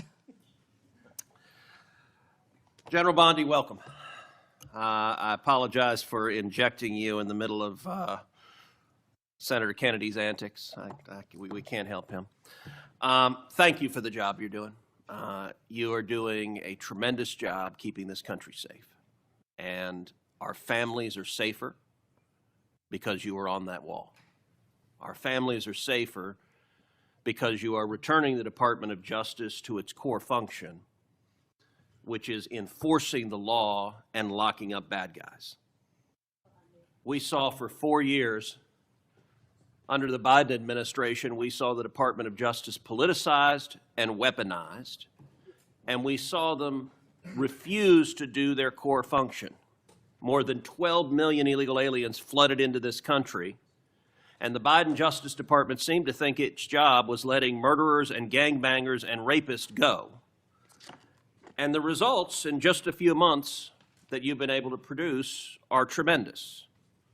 Arrests of violent criminals are up 125% since the Biden administration. Fentanyl trafficking prosecutions have risen 42% since fiscal year 2023. DOJ has coordinated with DHS to remove over 220,000 criminal illegal aliens this year alone. Under your leadership as Attorney General, you have helped rescue 4,000 children from predators and helped arrest 1,300 child predators and 285 human traffickers. In my home state of Texas, Operation Soteria Shield resulted in the rescue of 109 children. Thank you, Attorney General Bondi. Texans are safer because you are serving. Americans are safer because you are serving. You have a big task, cleaning up the messes of the Biden DOJ.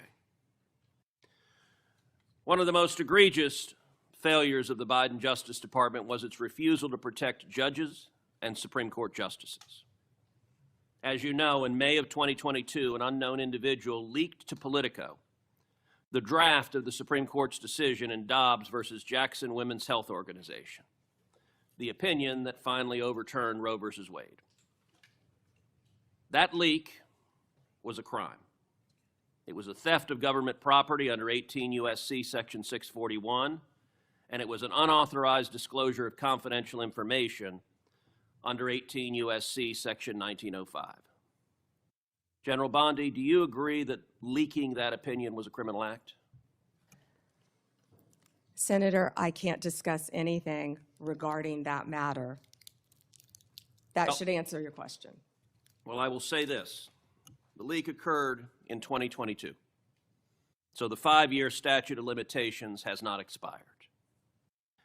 And I'm going to ask you, if it is not happening already, to direct the FBI to investigate and find the leaker. The leaker has not been exposed, the leaker has not been identified, and the FBI has far greater investigatory tools at its disposal than does the Marshal Service. And when it comes to defending the rule of law, when it comes to the integrity of our court system, having partisan law clerks, and I believe in all likelihood it is a law clerk who leaked it, leaking opinions designed to try to pressure the court politically is a gross subversion of the integrity of the court. And so I would ask you as Attorney General to direct the FBI to use every resource possible to investigate, to find the leaker, and when you identify the leaker, to prosecute the leaker for that criminal conduct. Thank you, Senator Cruz. All right, I want to turn, secondly, after that decision was leaked. I believe the leak was part of a broader effort to intimidate and to threaten and harass justices into trying to get them to change their decision. And we saw mobs assemble outside the homes of multiple justices. Do you agree, General, that the mobs that came outside the homes of justices were there to intimidate the court and to try to influence the justice's decision? 100%. Well, as you know, federal law, in particular 18 U.S.C. Section 1507, makes it a crime to picket or parade outside a judge's home, quote, with the intent of influencing that judge's decision. That statute is crystal clear. And I will point out, these protests happened in 2022. So just like the leak, the 5-year statute of limitations has not expired on these protests. But unfortunately, the Biden Department of Justice didn't give a damn about prosecuting this statute because President Biden and Merrick Garland and the political hacks at DOJ disagreed with the Supreme Court's decision in Dobbs and were perfectly fine turning a blind eye to violent protesters threatening the justices and their children. You may recall I questioned Attorney General Garland about this statute, and he admitted under oath that not a single protester had been prosecuted. And he blamed the Marshal Service. He said the problem was the marshals, quote, didn't make arrests. Well, subsequent documents told a different story. Internal training materials obtained reveals that the marshals were explicitly instructed not to arrest protesters under Section 1507. So the reason there was no arrest is because a political decision was made that we like what the protesters are protesting for, and we, the Department of Justice, are not going to protect the safety of justices. We're going to allow them to be victims of an intimidation and threatening campaign. Just as I asked you with regard to the Dobbs opinion, I would ask you to direct the FBI to review the footage of these protests, to review the evidence that exists in terms of who engaged in it, and will you commit that anyone who you can prove violated 18 U.S.C. Section 1507 will face consequences and face prosecution? Senator, we currently have 63 ongoing investigations involving judges and officials throughout this country. That scene that you're showing will not happen under my watch. It will not happen under Donald Trump's presidency. It doesn't matter if you're a liberal judge or a conservative judge or justice. That will not happen. Amen. And that point that General Bondi made is very important. I would be equally outraged if you had nuts in front of the liberal justices. I'd say arrest them and throw them in jail. Violence is unacceptable, regardless of whether I agree or disagree with your politics. And violence, particularly fueled by rhetoric by irresponsible politicians, violence can result. And tragically, it resulted in one deranged individual traveling from California to Maryland with the intention of murdering Justice Brett Kavanaugh. As you know well, this deranged individual was arrested outside the justice's house. He was arrested with a kill kit. He was arrested with a gun, with handcuffs, with duct tape, with zip ties, and with the intention of murdering Justice Kavanaugh, very possibly murdering Justice Kavanaugh's wife and 2 daughters, and potentially murdering 2 other Supreme Court justices. Senator Ronald. As you know, just this week, a left-wing Biden-appointed judge sentenced this attempted murderer, this attempted assassin, to just 8 years. The Department of Justice asked for 30 years. That's right. And that judge downward departed by 22 years. Why? Because this left-wing judge said that the attempted murderer was transgender. And because he identifies as transgender, apparently it's okay to try to kill a Supreme Court justice if your politics are sufficiently woke. Now, I know you have said the Department of Justice is going to appeal, and you absolutely should. I called this week, I believe this judge should be impeached because the judge has demonstrated she is completely unfit to be a federal judge. And what is your view of the justice of this sentence of just 8 years for the attempted murder of a Supreme Court justice? I was speaking with our prosecutor, Ms. Mal, who did an incredible job on this case. She did an incredible job. And yet, this judge gave 8 years. And the judge also would not refer to the defendant by his biological name, referred to him by the pronouns, and was concerned about the treatment that this individual would get regarding a sex change while in prison. And we are appealing that sentence. I immediately said we are appealing that sentence. Thank you. But my prosecutors did an incredible job on that case. And the judge wanted to put him in a women's prison. Before Senator. Not going to happen, excuse me, I'm sorry, Chairman. That's not going to happen in the Bureau of Prisons now. Before Senator Ronald, without objection, I'd like to introduce 3 FBI 1023 forms into the record. The first 1023 form I made public last Congress. This is the one that Director Patel said his predecessors did fully investigate.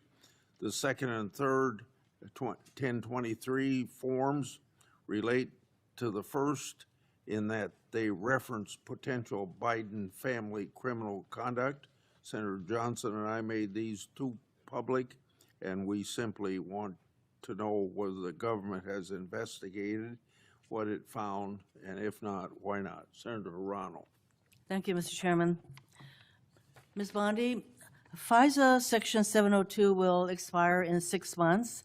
In response to my questions for the record, at your confirmation hearing, you said you did not have experience with FISA, but if confirmed, you would consult with experts at DOJ. Now, you've had that opportunity. Do you support adding additional safeguards for searching Americans' communications in the 702 database? Senator, Section 702 is a vital source of foreign intelligence and instrumental in keeping Americans safe. We also take individuals' rights of their individual rights of all Americans very seriously. And many statutory reforms to FISA have incorporate safeguards. They have to incorporate safeguards to protect our civil liberties. The Department of Justice looks forward to working with you to discuss anything regarding 702. Appreciate I believe that. my staff, and Senator, I also want to thank you for this hearing. Your staff met with my staff, and I greatly appreciate that. Thank you. We're going to be working on 702, so I appreciate the openness to further amending 702. At your confirmation hearing, you assured me that it is the Department of Justice's decision to determine what cases will be prosecuted. Last month, the U.S. Attorney for the Eastern District of Virginia was forced out. President Trump then posted the message behind me asking about prosecuting James Comey. You then appointed a new U.S. attorney who within days secured an indictment against James Comey. That social media post behind me saying, "What about Comey?" was directed to Pam. Are you the Pam that the president was referring to? I'm sure I was. So it's very clear to me that when the president posts something like that, that he considers the DOJ to be his law firm and you his lawyer. And in fact, very shortly after the post to you, Comey gets indicted. Last year, President Trump's new now border czar, Tom Homan, was videotaped taking a bag with $50,000 in cash from undercover FBI agents after suggesting he could help with government contracts. Sounds like a bribe. 2 weeks ago, DOJ officials reportedly shut down the bribery investigation into Mr. Homan. Ms. Bondi, did you approve closing the Homan investigation, bribery investigation? Senator Hirono, as I stated earlier, the Department of Justice and the FBI conducted a thorough review, and they found no credible evidence of any wrongdoing. You were also on video outside the White House protesting with a group called CASA, where Antifa members were. Does that mean you're a member of Antifa? You know, I simply asked the question as to whether or not you approve the shutting down of the investigation, Mr. Holman. I have to assume that you did because the FBI it reports to you.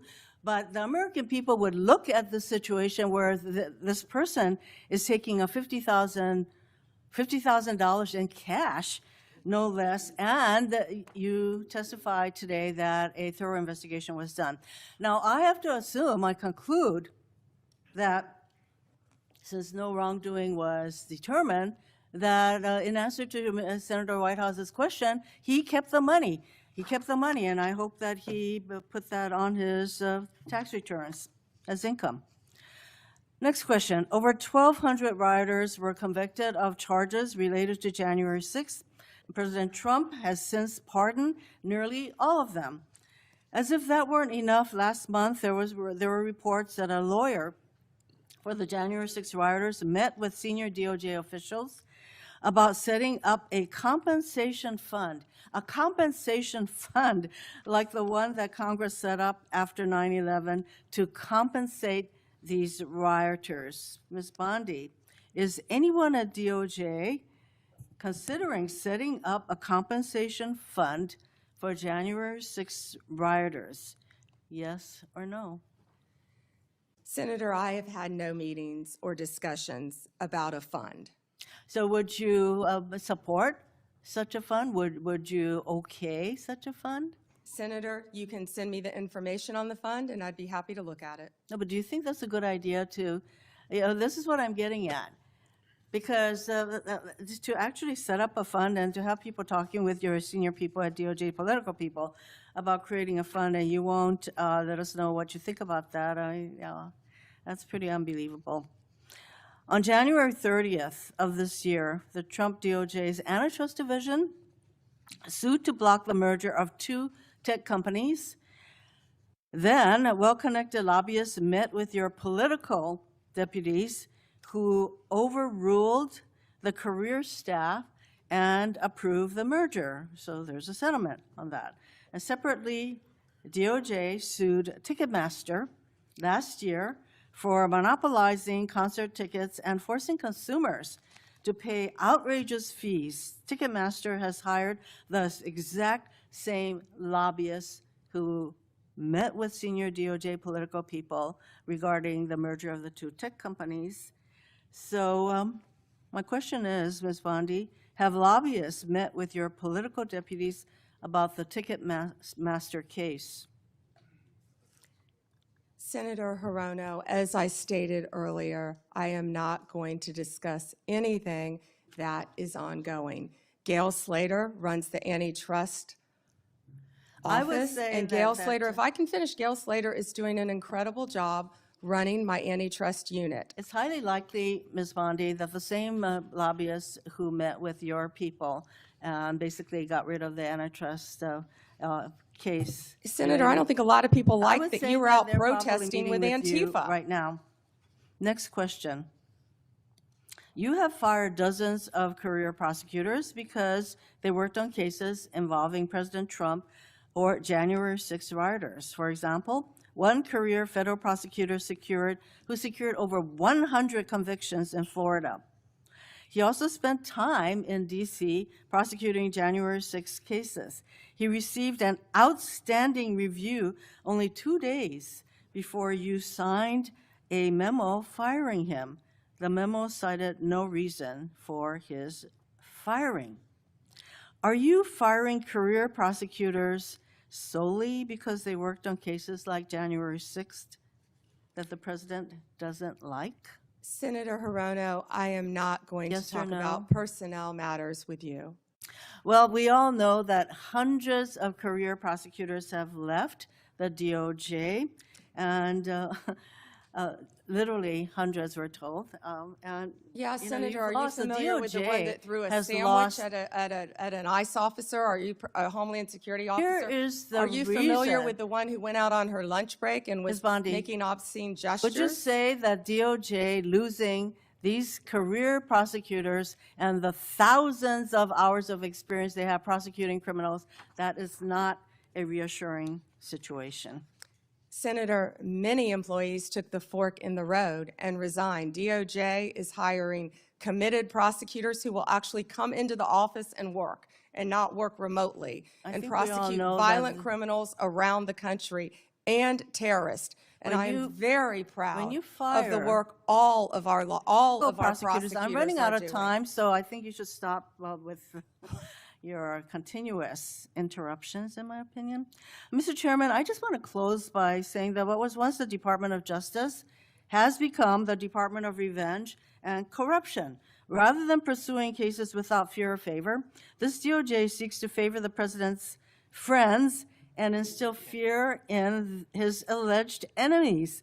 If you're a friend of the president, this corrupt DOJ will bend over backwards to help you, just like it dropped the bribery investigation of Tom Homan, like it's considering paying money to January 6 rioters, and like it has put antitrust enforcement decisions in the hands of well-connected lobbyists. But if you're on the wrong side of this president, you will face the wrath of DOJ, no matter what the facts, law, or justice support. James Comey is indicted days after the president's social media directive. Experienced career prosecutors are fired just because they were assigned to work on January 6 cases. Blue states are sued to get highly sensitive private voter data, whereas red states are left alone. The double standard is clear, and the American people are waking up to the corruption and favoritism and the lawlessness at the DOJ. Thank you, Mr. Chairman. May I respond, Chairman? Yes.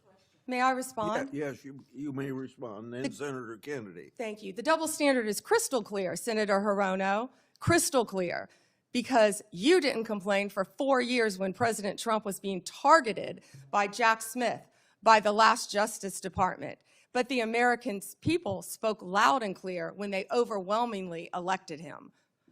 The two-tier system of justice is over. Senator Kennedy.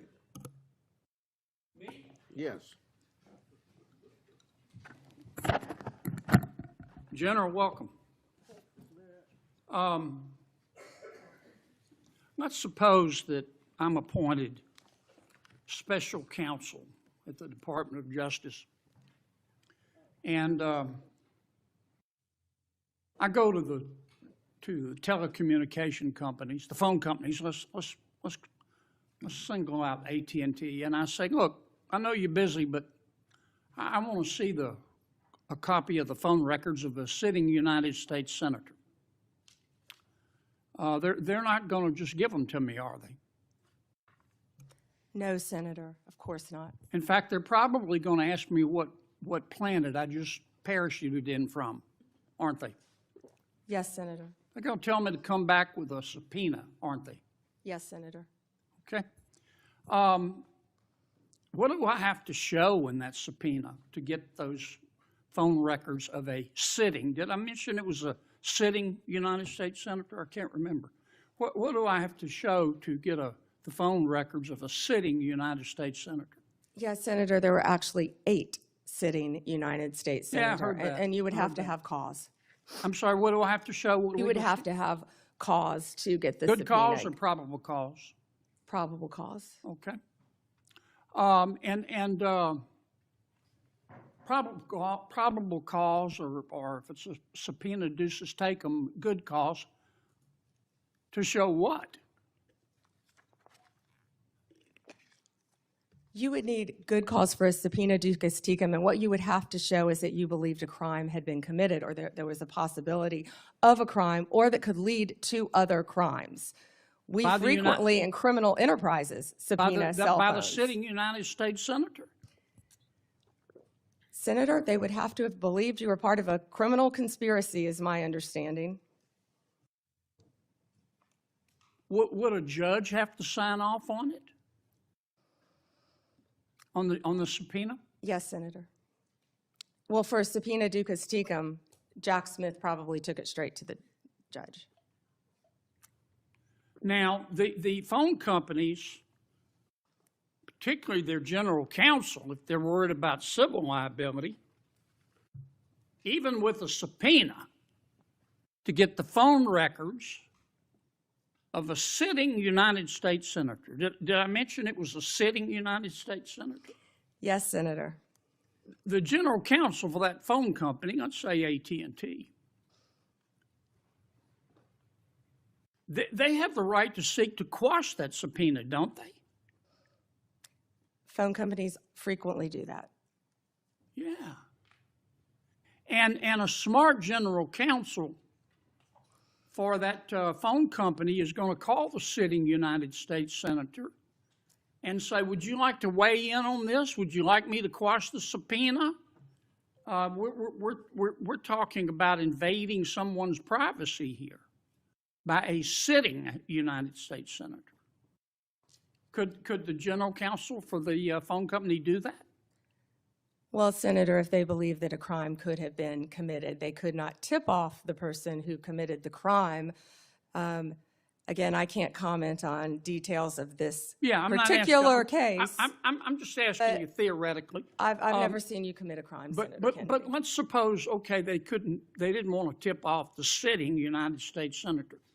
But the phone company and the general counsel for the phone company, or companies, if there were more than one involved, could say, you know, this is serious as an aneurysm. This is serious as 4 heart attacks and a stroke. This is a sitting United States senator. So general counsel would likely advise the CEO, well, you need to file a motion to quash. The telephone companies could have contested those subpoenas, could they not? Hypothetically, yes, I can't talk about the facts of this particular case. We're talking hypothetical. Senator, subpoenas are issued all the time through phone companies working with the general counsel. But they can file a motion to quash. They could, yes. Yeah. In any case.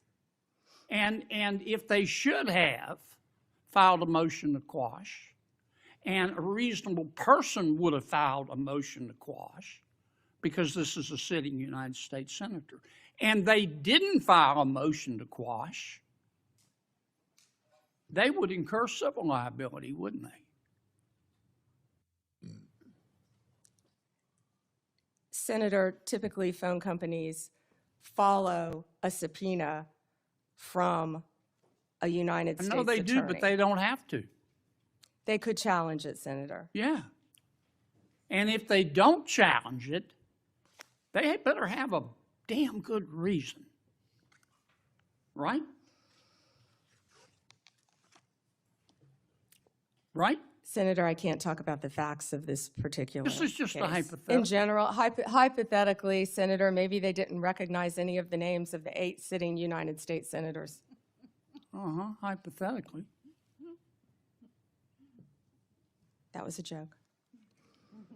Or maybe they should have gone to Amazon and buy some testicles online. Instead of just saying, sure, I'll just show you the phone records of a sitting United States senator on the basis of an administrative subpoena. Now, do you have copies of the subpoena applications for Yes, these Senator, 8 Senator, I can't discuss anything regarding this You can't case even with tell me if you have copies? I can't discuss any of this. All right, with when are I'm you sorry. going to, General, when are you going to be able to discuss it? I can't discuss whether there is or is not a pending investigation, I understand, Senator. This but was let's just assume brought to light if by there is a Director pending investigation, I don't want this to get swept under the rug, okay? Because I think you're going to get pushed back from all quarters. I think the telecommunication companies are going to be all over you like a bad rash because they've got liability here for just turning over these records when they knew what was going on. I think some FBI agents may have some liability here. I think a special counsel might have some liability here. If I were your special counsel and you had appointed me and I wanted to get the records of a sitting United States senator, is that something you would expect me to tell you as Attorney General of the United States? They better have. Yeah. And Do we know in this instance of the 8 sitting United States senators if they told Attorney General Garland? Senator, I just learned about this very recently, as did Director Patel, and we cannot discuss the details. I don't know many of the details. Well, maybe we ought to get Attorney General Garland here. Do you know if the special counsel told FBI Director Wray? Is that something, let me put it another way. If I were your special counsel and you were the director of the FBI and I'm trying to get the phone records of a sitting United States senator, did I mention it was a sitting United States senator? Is that something that you would expect me to tell you as director of the FBI? In general, I would believe the FBI would help execute the subpoenas Yeah. to the businesses. Okay, I want to switch to another subject in the 12 minutes that I have left, since everybody else got to go over. I've got to ask you about this, General. Secretary Howard Lutnick on October 1 gave an interview to the New York Post about Mr. Epstein. And he described Mr. Epstein as, quote, the greatest blackmailer ever, close quote. Have you reviewed that transcript of that interview? I have not reviewed the transcript, but I saw the clip of it. Okay. It appears that Secretary Lutnick was Mr. Epstein's next door neighbor. In fact, their townhomes shared a wall. And the reporter that was talking to Mr. Lutnick, she asked how other prominent men could have been associated with Epstein when Mr. Lutnick could immediately sense that he was a, quote, pervert. And then Secretary Lutnick said, or rather the reporter said, tough situation because we want to make our cars here. At the same time, we want Canada to do well making cars. So we're working on formulas, and I think we'll get there.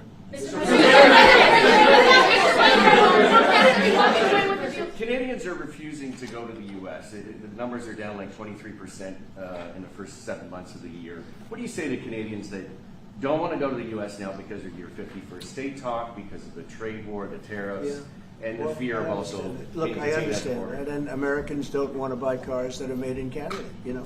I mean, we have the same conflict. So there isn't, it's something that will get worked out. There's still great love between the two countries, but, you know, American people want product here. They want to make it here. Detroit was emptied out and moved to Canada, moved to Mexico, moved to other places, not just Canada. And now they're all moving back, you know, they're moving back. We have, right now, I was just telling Mark, we have 17 trillion, but it's really much higher. That was as of a couple of months ago.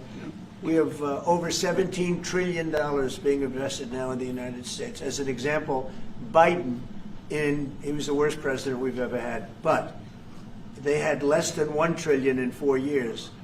We have more than 17 trillion in 8 months. 8 months. And I think that number is going to be $22 trillion. There's never been anything like that in the history of the world for any country, not even close. You know, if you did 1 trillion in a year, that's pretty good. We're going to do over 20. And it's coming in with AI, it's coming in with auto plants. You know, we're building auto plants, a lot of auto plants in the U.S. It's coming in for a lot of reasons. It's coming in because of the fact, I think the November 5th election was a big factor, and I think the tariffs are a big factor. And again, we want Canada to do great, but you know, there's a point at which we also want the same business. We're competing for the same business. That's the problem. That's why I keep mentioning one way to solve that problem is a very easy way, but we're competing for the same business. He wants to make cars, we want to make cars, and we're in competition. And the advantage we have is we have this massive market. So it's a, you know, it's quite an advantage.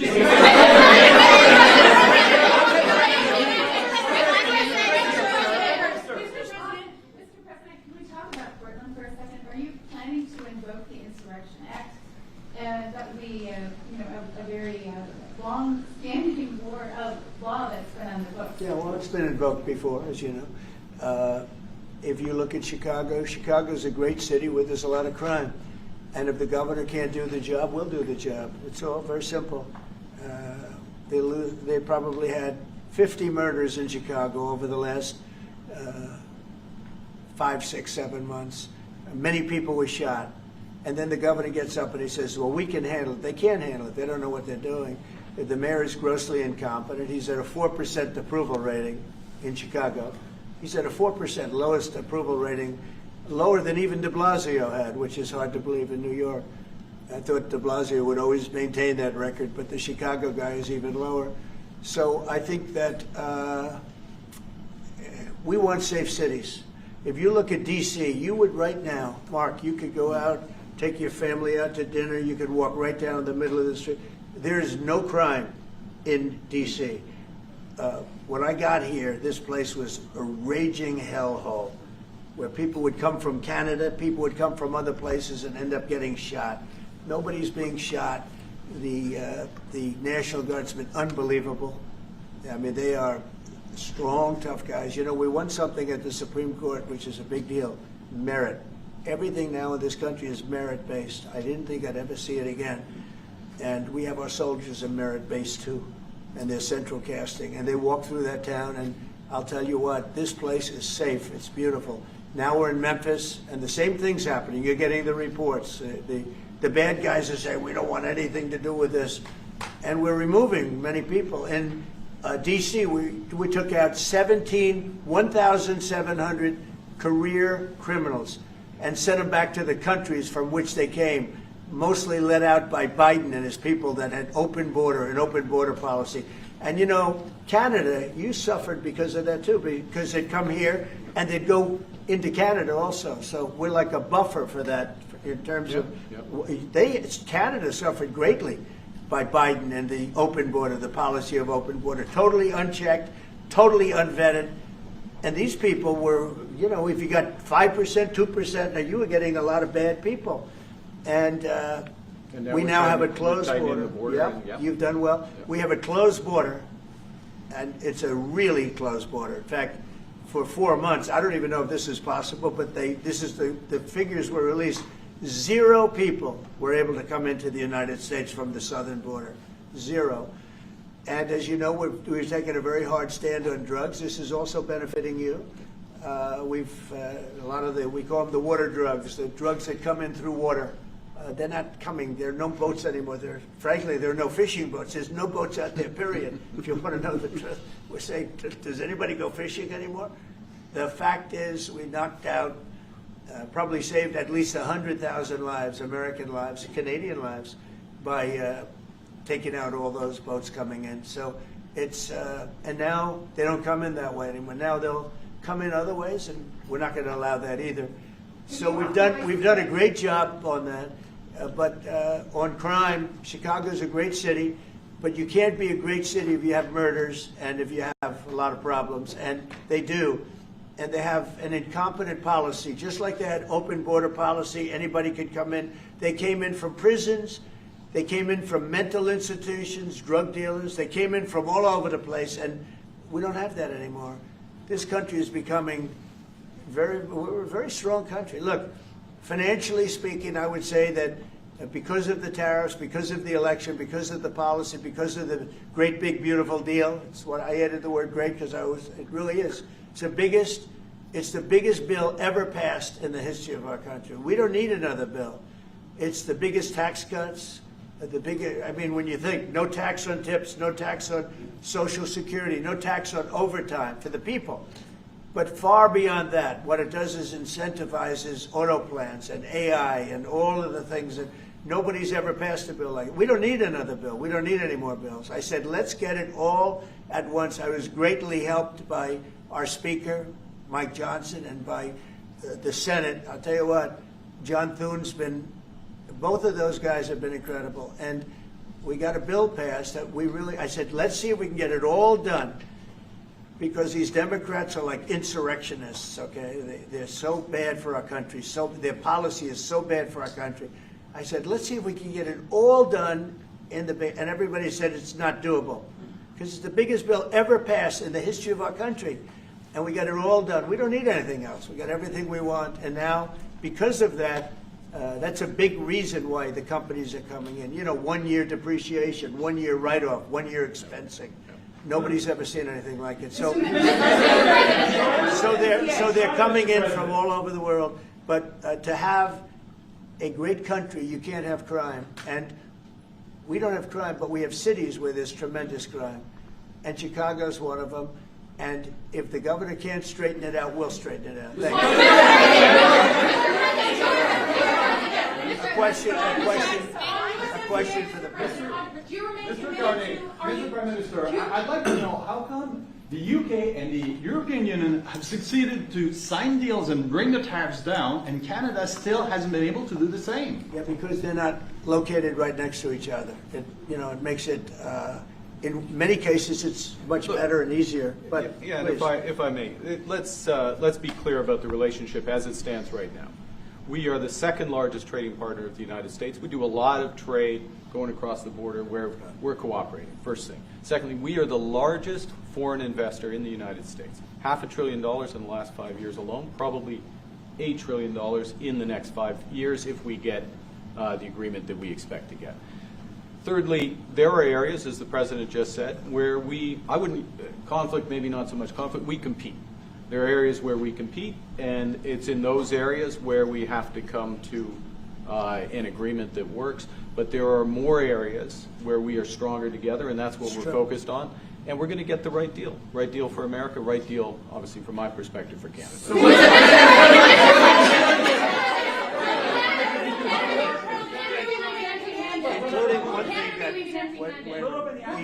Wait. So one thing where we are working very closely is the Golden Dome. That's the protective mechanism, and you see how that works. It's unbelievable. Ronald Reagan wanted to have it, and at that time they didn't have the technology, and even close to the technology. But he was advanced, and we'll be working together on a Golden Dome for the two countries, and it's something that I think is going to be very important. Especially when you look at the world, you look at what's happening. We want to have that protection. It's really amazing. The technology is unbelievable. Mr. President, why do you say some federal workers should not get their back pay? Why do you say some? Well, you're going to have to figure that out. Okay, ask the Democrats that question. Mr. President, just to follow up there, I mean, the law says that when the government is reopened, that workers will receive their back pay. So are you going to defy the law there, or what are you hoping? I follow the law, and what the law says is correct, and I follow the law. Mr. President, will Canada be leaving empty-handed, or will will Mr. Carney be leaving Washington with a deal on tariffs? I think they're going to be very happy. We have a lot of things that we're working on that people don't talk about. They talk about, competitiveness. She's a very competitive person. And they talk about things that we don't necessarily agree on. But I think they're going to walk away very happy. I think so. Mr.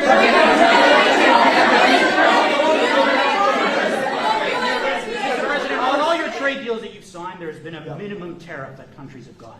When USMCA gets renegotiated, do you want a minimum tariff on goods between Canada and the U.S.?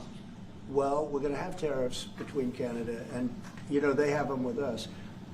I will say with our farmers, as you know, they went up to as much as 400%, 250, 300, and even one at 401. We found one having to do with a very small product, but it was high. So we've always had tariffs between the two of us, and actually Canada was charging us very high tariffs on our agricultural things, a lot of our agricultural product, and that's one of the things that we talk about for bringing that down. So this is a mutual thing, but. We've been charged tariffs. Look, we're the king of being screwed by tariffs, just so you understand. And I'm not talking about with Canada. I'm talking about with countries all over the world. When you look at Europe, when you look at China, when you look at all of the, almost every country charged the U.S., we didn't charge them. Because we were led by stupid people in many cases. Stupid people. They took advantage of our country. They're not taking advantage of us anymore. If you looked at European Union, they're all my friends. I don't blame them. I blame our presidents. I blame our past presidents and, business leaders. But we are the king of countries that have been taken advantage of for many, many years. We've been paying trillions and trillions of dollars and receiving nothing at all. As an example, prior to the deal with Europe, where they paid a lot of money, but they're happy and I'm happy. The deal was good. It's a fair deal, but it wasn't fair. You couldn't put a car into Europe. You couldn't sell your agriculture into Europe. You couldn't do anything. And now we have it so that it's open. We charge them tariffs. We didn't charge them tariffs a car. They charge us tremendous. I said to Angela Merkel once, I said, how many cars have gone to Germany from the United States? And she said, well, I don't believe any. And I said, you're right. You're right. Well, that doesn't happen anymore. And they're paying a fair amount. It's just a fair amount. It's not, I could ask for much more. It's a fair amount.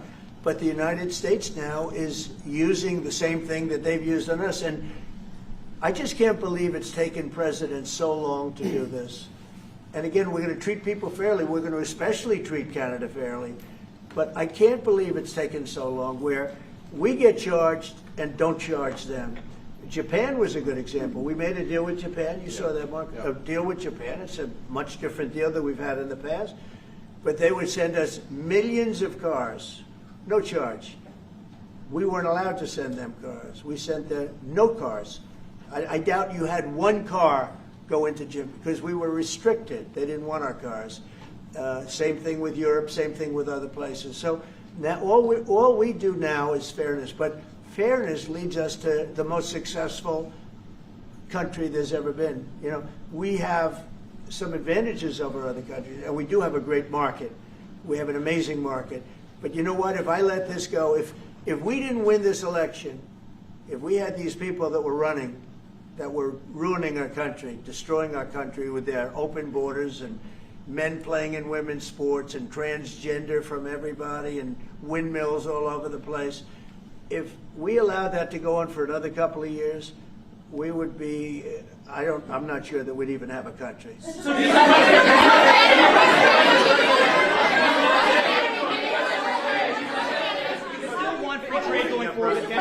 President, how do you see this?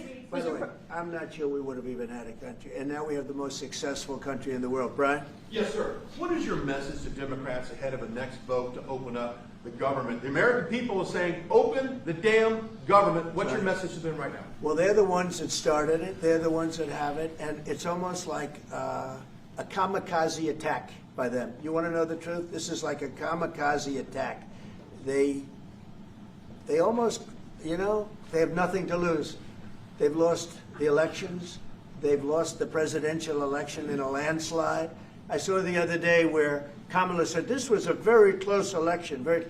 This was one of the biggest sweeps that anybody's ever had. Won the popular vote by millions, won the Electoral College by a massive amount. They said, if I got 270, that would be great.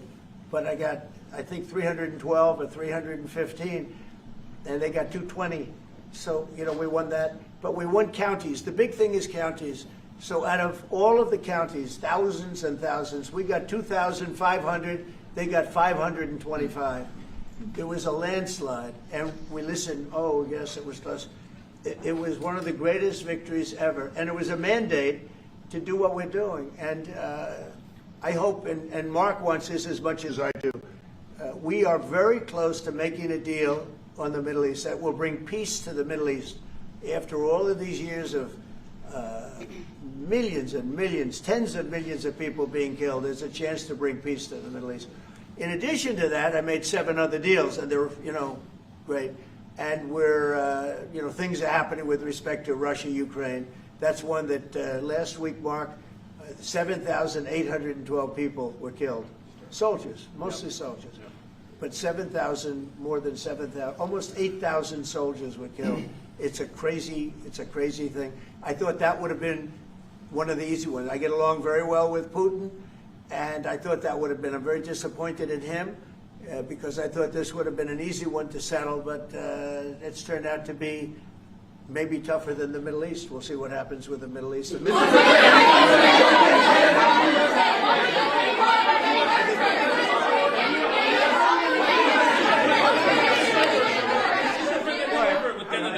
Is the fentanyl crisis over with Canada, with the Canadian border? Is what? The fentanyl crisis. No, it's not over. It's never. I think it's never going to be over, frankly. But they've done. Canada's worked hard, and they've done a much better job than in the past.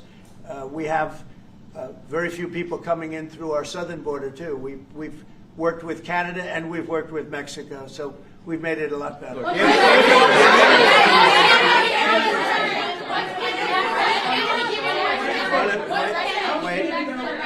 On fentanyl, any amount is too much.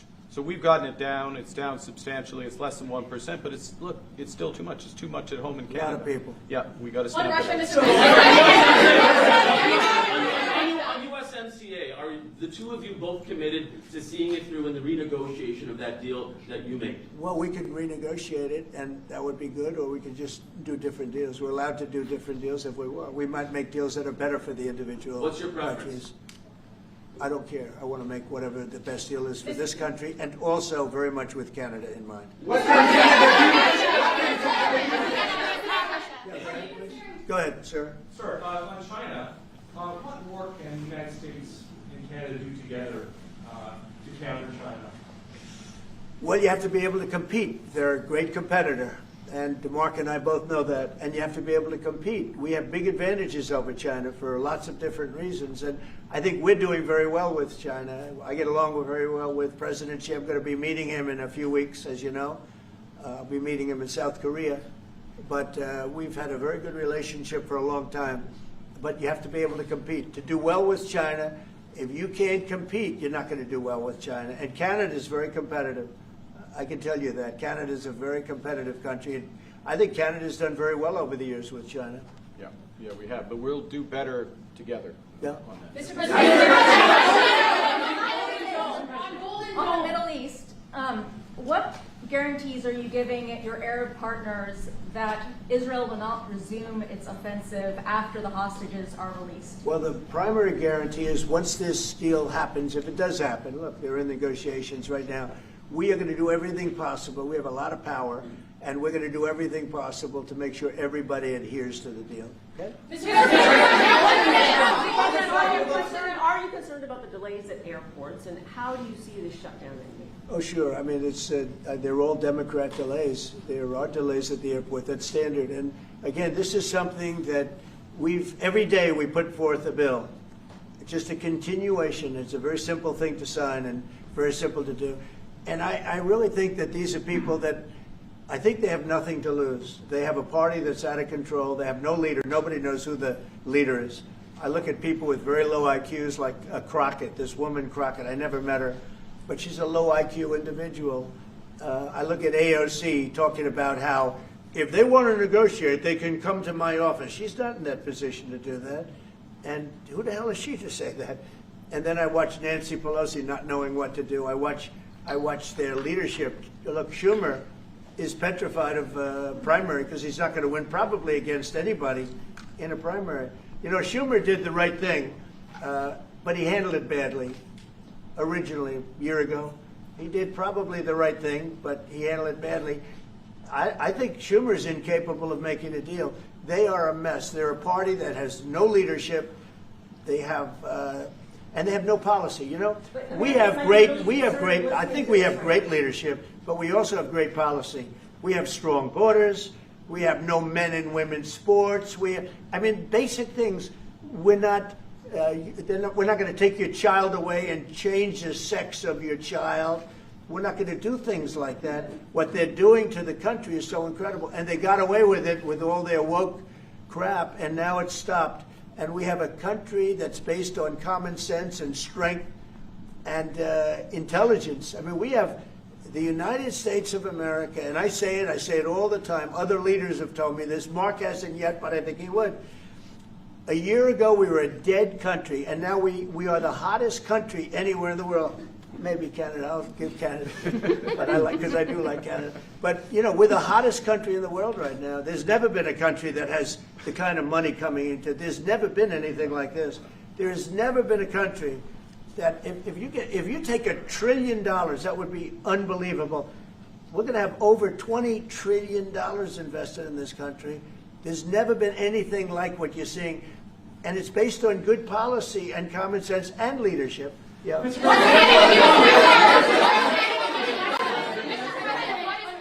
Mr. President, what is Canada giving you in return? If you say Mr. Carney's going to be leaving Washington happy, what's Canada giving you in Well, return? you'll find out, but I think the people of Canada, they will love us again. Most of them still do. But if you say only 25%, I assume a lot of them, I think they love us.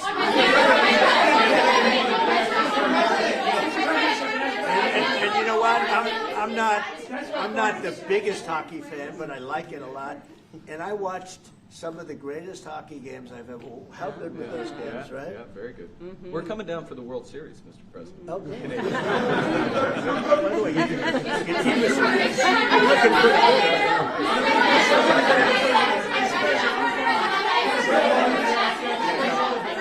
Mr. President, will you sign a trade deal with Canada that doesn't include supply managed goods like dairy, for example? If the federal government said that's Well, off if the you table. would include dairy, I mean, it's going to include everything. We'll do a comprehensive. Have you identified programs to eliminate under this shutdown? Oh, sure. Sure. Which ones? We have a lot, I'm not going to tell you, but we'll be announcing it pretty soon. But we have a lot of things that we're going to eliminate and permanently eliminate. You know, one of the things that we have is some advantage, you could say, but because of the shutdown, which I think they made a big mistake, we're able to take out billions and billions of dollars of waste, fraud, and abuse, and they've handed it, you know, on a silver platter. And you know Russell Vogt, he's a serious person, very serious person, and he's sitting there and he's getting ready to cut things. And this is something that was handed to us by, I assume, Schumer. I just don't know if Schumer has any power anymore. I look at your leadership, I don't know who to speak to. I'll tell you what, I'm getting calls from Democrats wanting to meet. I never even heard their names before, and they're claiming to be leader. The Democrats have no leader. They remind me of Somalia, okay? You know? And I met the president of Somalia. I told him about the problem he's got. I said, you have somebody from Somalia who's telling us how to run our country. She's from Somalia. He said, would you like to take her back? He said, no, I don't want her. Okay, you know who I'm talking about. What workers are you talking about? Say it again. How many permanent jobs are you talking about to be eliminated? Well, I can tell you, I'll be able to tell you that in 4 or 5 days if this keeps going on. If this keeps going on, it'll be substantial. And a lot of those jobs will never come back. But you're going to have a lot closer to a balanced budget, actually. Is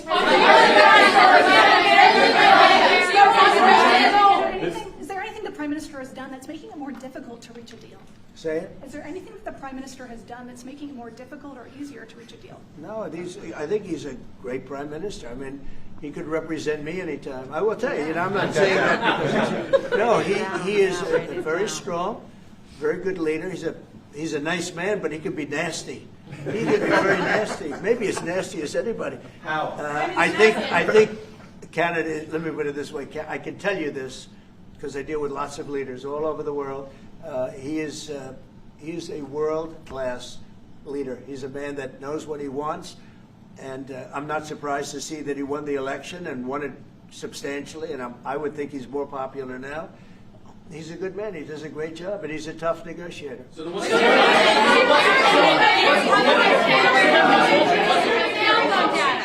what's holding things up? If he's a great man and you want to do a deal with Canada, why aren't you? Because I want to be a great man too. Thank you very much. Thank you. That could have been Thank you very much.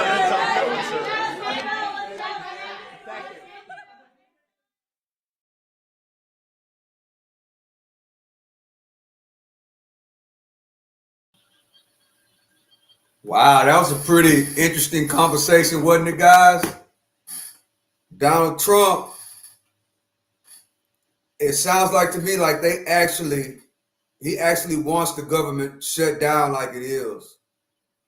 He said that a lot of the jobs won't be coming back once they reopen the government. That's what he actually said. So the government being shut down plays right into his hand of making the government smaller than what it is. He says actually this is balancing the budget. So this government shutdown is playing right into his hands. Unfortunately, he just said a lot of those jobs won't be returning. That's a sad situation. Well, I think I'm ending right here, guys. I will be back later. I closed my mouth. Y'all asked me in the chat to shut up, and that's exactly what I did. So I think I did a good job. Those who know me know I like to run my mouth. But the next live, guys, the next show, I will be talking a little bit more. Unless, the people in the comment section wants me to shut up. I'm all right with that, guys. I appreciate y'all for joining me. I see a lot of questions are being answered. Beef Supreme has a lot of questions. And the people in the chat are answering the questions. I like that. So I would encourage y'all to subscribe to the channel, hit the notification bell. Appreciate y'all for joining me. I will be back later because I really didn't do my full show because the chat wanted me to shut up. So that's what I did. But I hope y'all come back later, guys. Beef Supreme, I hope you come back. Lloyd Kent and the rest of the guys that's answering the questions. I really appreciate y'all for being over here and answering the questions and being nice in the chat. I really, really appreciate y'all. So I will be back later, guys. I hope y'all come back and join me. This is the one and only Stock Sniper. To the next live later, guys. I'm out.